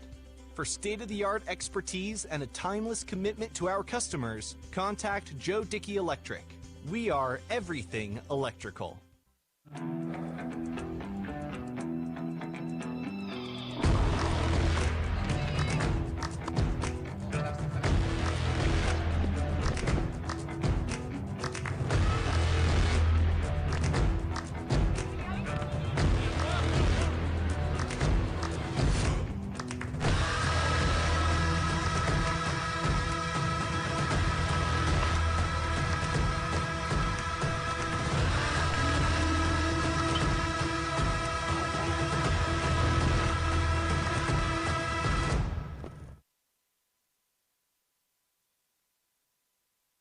Armstrong Local Programming has always delivered an exclusive and unique perspective on the very best events your region offers. High school sports, community events, parades, all your favorite shows from Armstrong are now calling the Neighborhood Channel their home. Watch Out and About, Locally Speaking, and many other great local shows right here on the Armstrong Neighborhood Channel. Find out everything that the Neighborhood Channel has to offer at ArmstrongNeighborhood.com. Spirit, town pride, local communities. Welcome to the neighborhood. 21 News. Let's get right to our top story tonight. More experienced reporters A new Wilmington restaurant. GM Lordstown. telling more local stories We'll look at Baby boy is recovering from a broken around our valley. Community in Niles. We are here in Youngstown, right up. Because you expect It's important for everyone. No place like home. more local news. In Mercer County Before Court. they become life threatening. 21 News is our valley's #1 local news. Welcome home to a home made homier with Baird Brothers Fine Hardwoods. Inspiration starts at BairdBrothers.com and is turned into reality when high-quality hardwoods are delivered right to your home. Baird Brothers has the latest design trends, shiplap and skinny lap interior siding, antique oak rustic flooring, and, well, you'll find them all at BairdBrothers.com. Ordered easily, delivered conveniently, enjoyed comfortably. BairdBrothers.com. Attention football fans, order Coca's Pizza tailgate package for only $54.99. You'll receive 24 slices of our delicious cheese pizza, 20 jumbo wings, and 2 of our famous foot-long pepperoni rolls. Coca's Pizza, we serve it hot. Hi, this is Tommy Clem, owner of WRS Insurance Solutions. WRS Insurance Solutions is a local independent agency that specializes in life, Medicare, long-term care, and disability products. Call us at 330-953-3722 or visit us at wrsinsurancesolutions.com to learn more. Good luck to all the student athletes in the Valley. Your Armstrong services are more important than ever. There are more and more connected devices in the home these days. To get the most out of your experience, you need a network that is always getting better. You deserve superior performance, and that's what Armstrong offers every day. Whether you're working from home, enjoying your favorite content together, or simply catching up while apart, count on Armstrong to keep you connected to what matters most.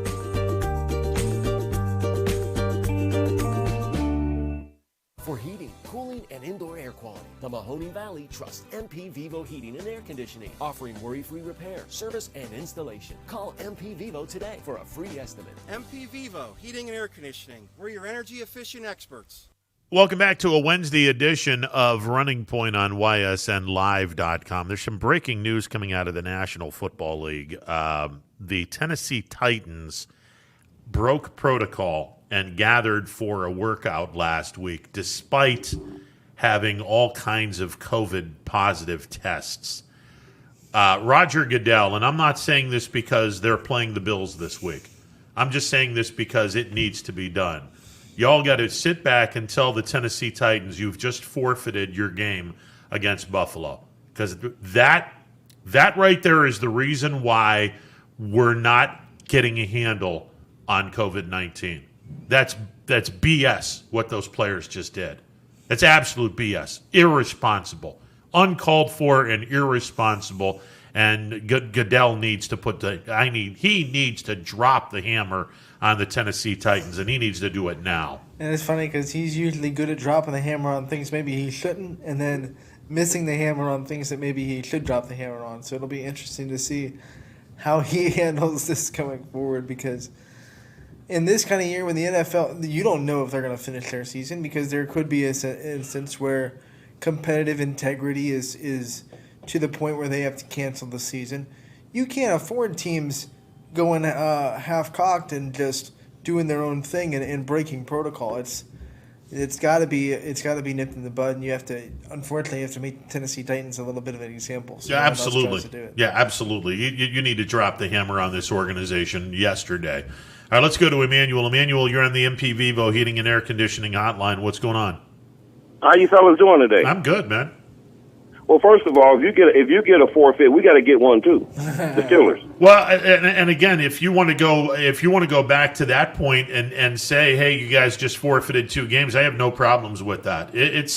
what they just got done and got caught doing. Apparently, there was a photographer that actually took the pictures, and let's just say the Titans have their hand elbow deep in the cookie jar. Did that photographer get a police escort out of Nashville? Because snitches get stitches. Well, he can't go nowhere in Tennessee. Yeah. Well, hey guys, go ahead. Couple things I want to talk about. I'm okay with what Boone did yesterday. I'm okay with that. No, you got to be out of your mind to have him be okay with that. Because let me tell you why why you in my humble opinion, it's just my opinion. Let me tell you why you might be wrong on this, Emmanuel. What Boone did yesterday by having a 21-year-old kid start the game, pitch an inning, and then go J-Hop, he was trying to do what Tampa Bay has done all year long. It's like Tampa Bay is so deep invested in Boone's head right now and the Yankees organization head. Tampa Bay has rented out space, has picked up a ginormous amount of space rent-free in Yankee Land's heads. And it's why would you have that template when you have a guy that's an okay pitcher in J.A. Happ? Just go with what you have done to make your team successful and leave the stuff that's made Tampa Bay successful over in Tampa Bay. It was a dumb idea by Boone last night.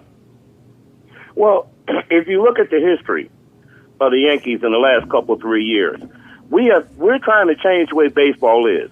We don't want to play a 9-inning game. We just want to play a 7-inning game. And he has put relievers out there to start off with. He wanted to use 4 pitchers yesterday, and the fact that Happ got blown up, right? That does not mean that the theory that he used won't work, because we do it all the time. You don't do it all the time. He does. He will start a reliever in the fifth turn in the rotation. I mean, it's not all the time. I mean, it's once every 5 days the Yankees do that. You normally have 4 guys in your rotation, and then the 5th day, because Severino's not there, it's Johnny Allstaff, where he'll have a relief pitcher started out. All I got to say about this, right, and then we talk about high school football. If it would have worked, he'd have been a genius. Well, I mean, why go against protocol? J.A. Happ isn't that bad of a pitcher. Because you don't want to pitch Tanaka, right, in game 2. You already up 1-0. You already got to win. So what that does, that pushes it down further. And we won't see Happ again. Happ is done for the series. Well, of course he is, because you're going every single day. I mean, you're not even going to see Garrett Cole in this series unless you go to a game 5.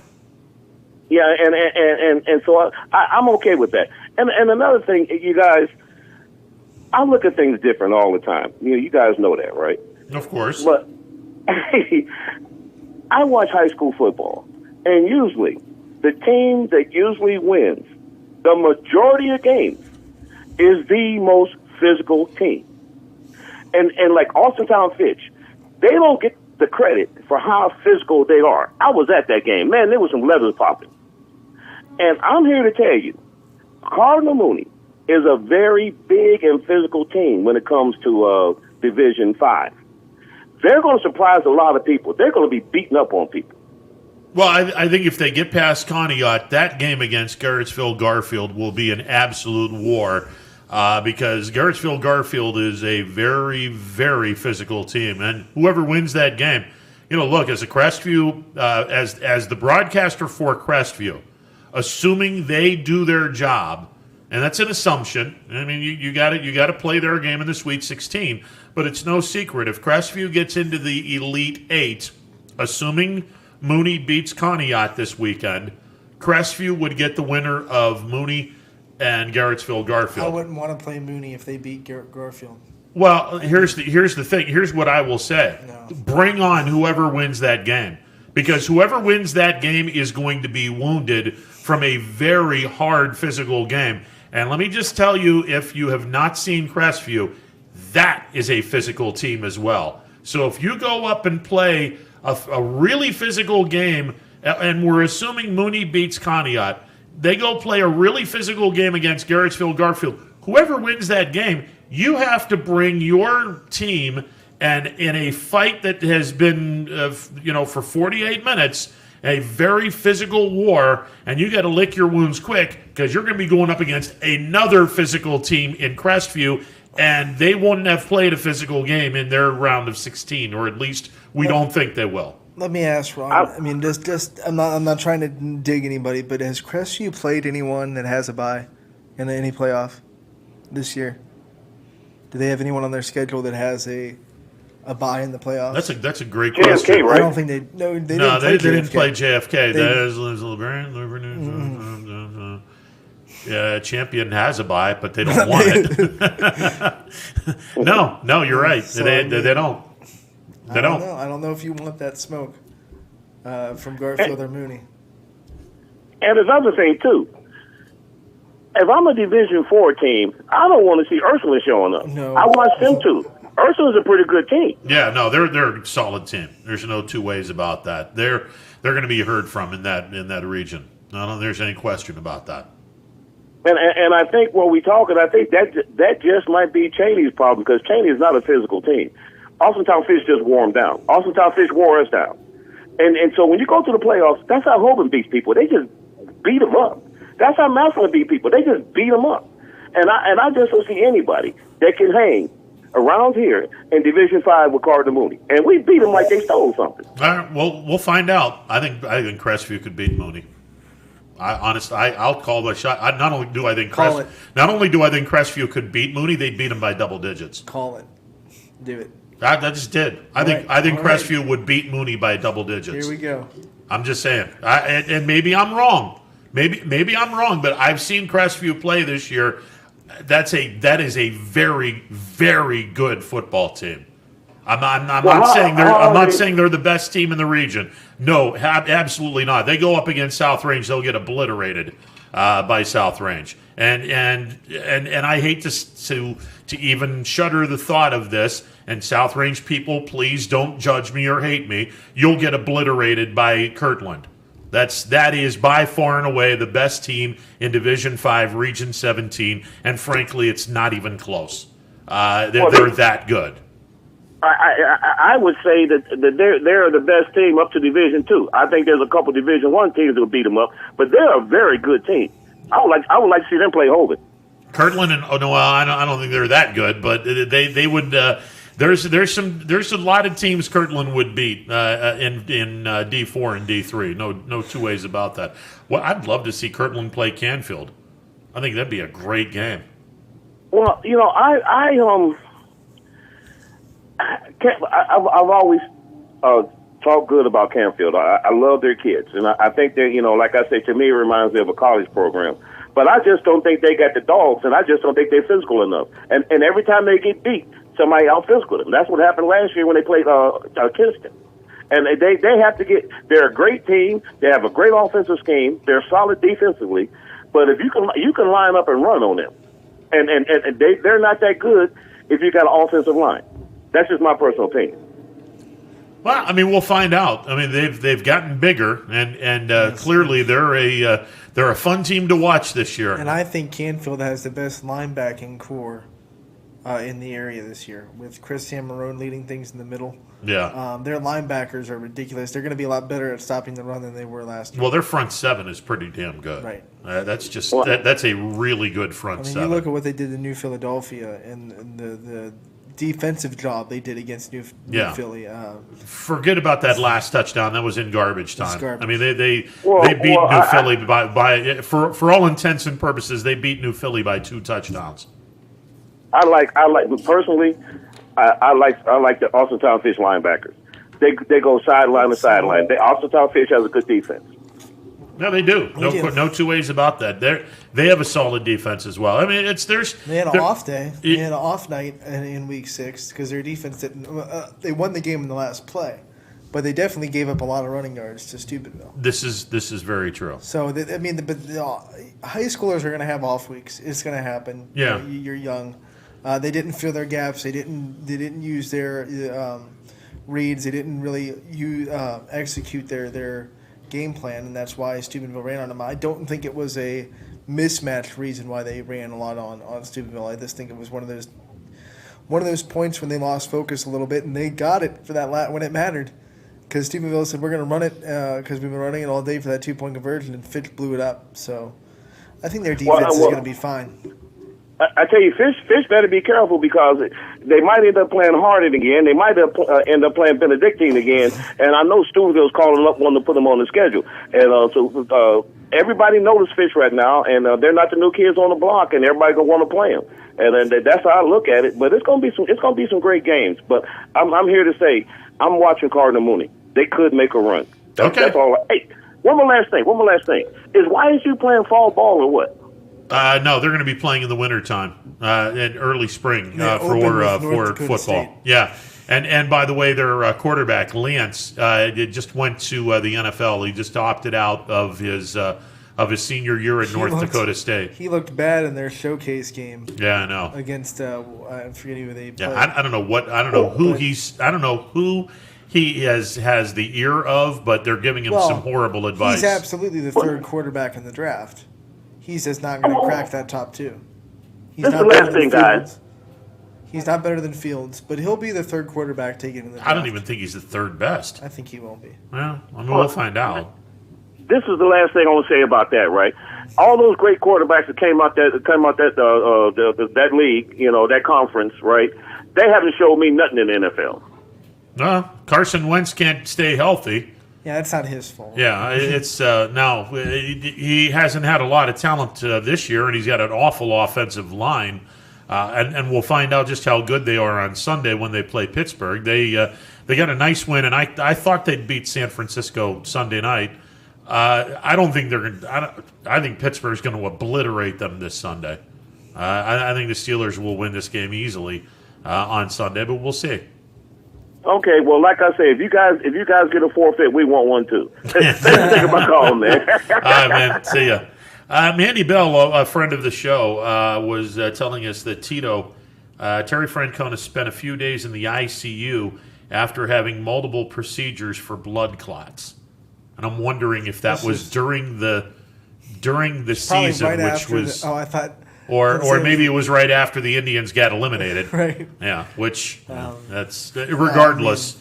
He's having a lot of health concerns. Yeah, he is. That's why we speculated whether or not he'd be back as manager next year.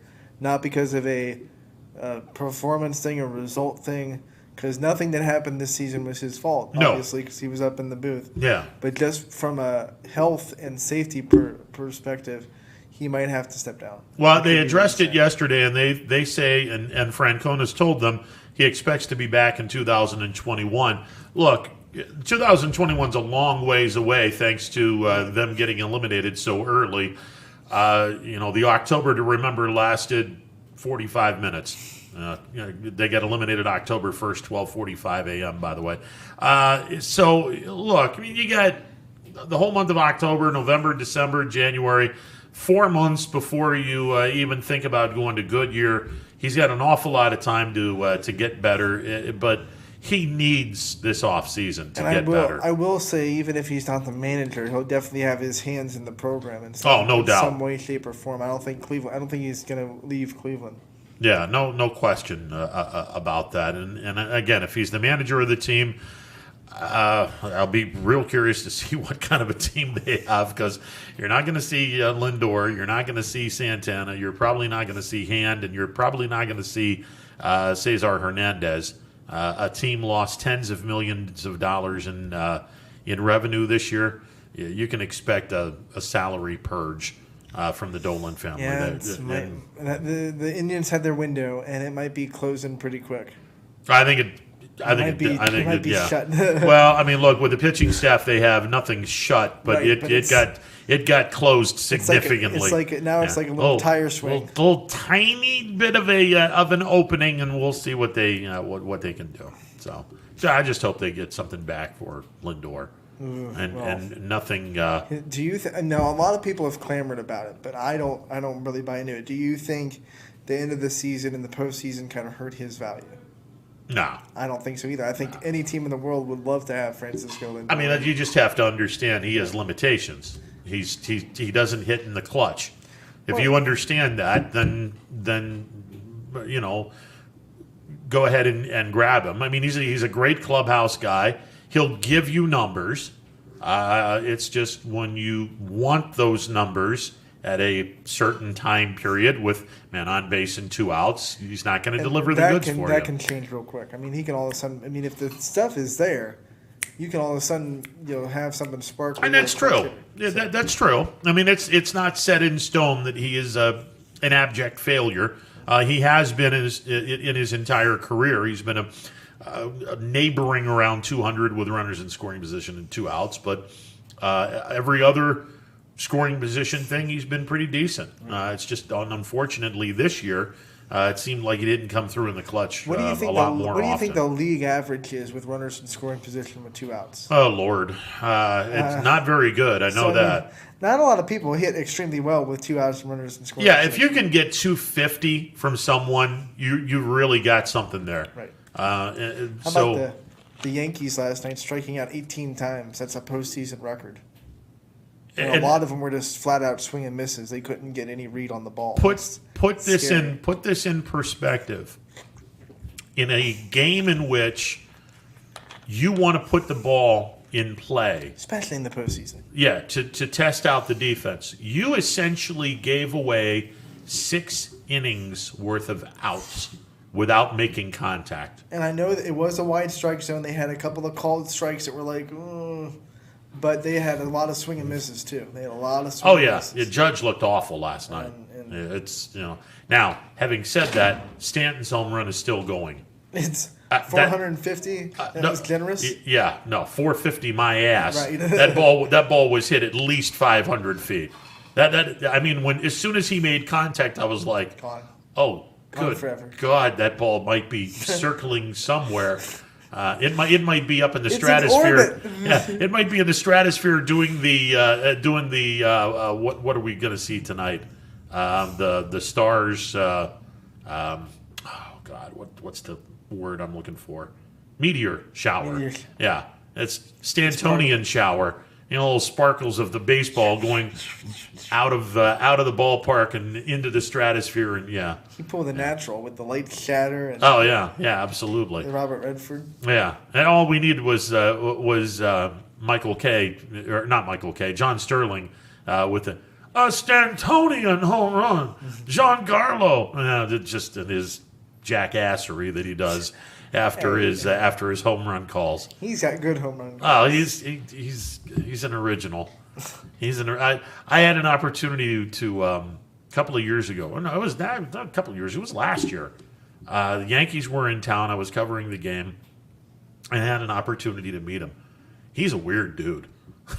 I'm just saying, he's a weird dude. We're going to take a timeout, wrap this bad boy up. It is a Wednesday edition of Running Point on YSN. YSN.com.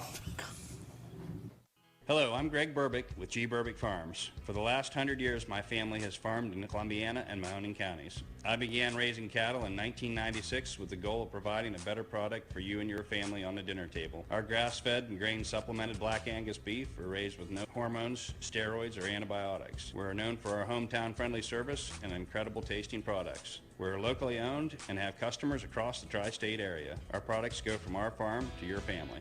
Stop by our farm on New Buffalo Road or visit us on the web at gburbickfarms.com. Don't forget to like us on Facebook. G. Burbick Farms, it just tastes better.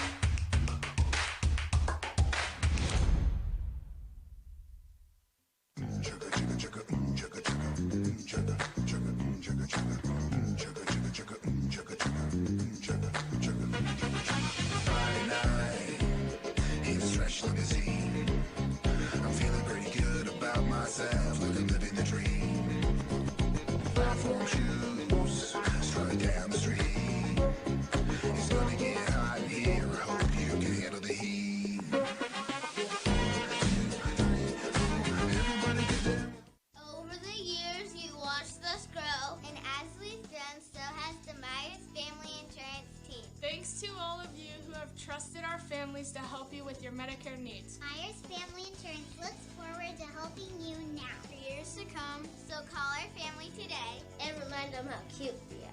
Myers Family Insurance continues to be the area's resource for all your Medicare and retirement needs. Call today, 330-286-3044.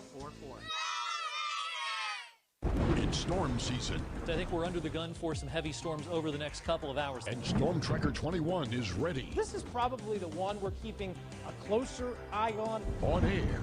And locally, we're going to have a lot of eyes on our area. Online. All right, let's talk high-risk futurecast and the timing of this weather. On social media and on our app.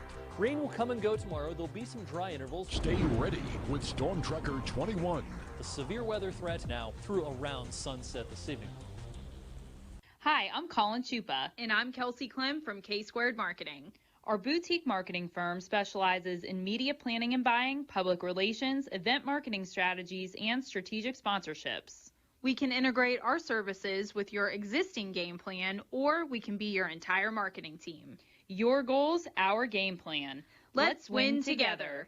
Call K-Squared Marketing at 330-623-2730 or visit ksquared.marketing to learn more. Hi everyone, this is DJ Yoakley with Your Sports Network. We appreciate your support of YSN and welcome you to the YSN family. Our broadcast streams are brought to you live at no cost to you by sponsors that are local to this community. Without the vision and generosity of our sponsors and partners, we would not be able to bring this game to you today. So please support the great businesses and leaders that are making this game possible. And if you're a business in need of great advertising and sponsorship opportunities, feel free to head over to our site for more information on the right fit for you. We are local, we are loyal, and we are live. We are YSN. Ah, the details. Baird Brothers Fine Hardwoods is one fine ride. Perfect cornering, superb handling, sporty and stylish, power to spare, plus awesome mileage. Yeah, jaw-droppingly beautiful lines and well appointed with luxurious trim. Put more oomph in your life and start beholding the molding. Find your home's fine hardwood at BairdBrothers.com. No matter what the weather, be prepared with a reliable, efficient Rude gas furnace or air conditioner from MP Vivo Heating and Air Conditioning. Call your energy efficient expert MP Vivo today for a free estimate. Here at MP Vivo, we rely on Rude, and so should you. Welcome back as we close up shop on this Wednesday edition of Running Point, YSNLive.com. Coming up tomorrow, we will start talking with coaches that are going to be playing Friday night. We'll get some of those coaches, and some of those coaches would include Boardman, Harding, Howland, Cheney, Niles, East, Valley Christian, Lowville. Let's see if we can get some of those coaches on a Thursday edition of Running Point. And then Friday, we'll get to D4, D5, and D6 coaches that are playing on Saturday night. So there you go. Any last words, sir?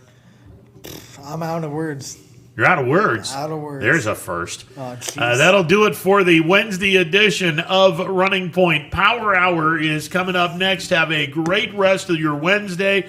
Talk tomorrow, noon to 3, YSN Live.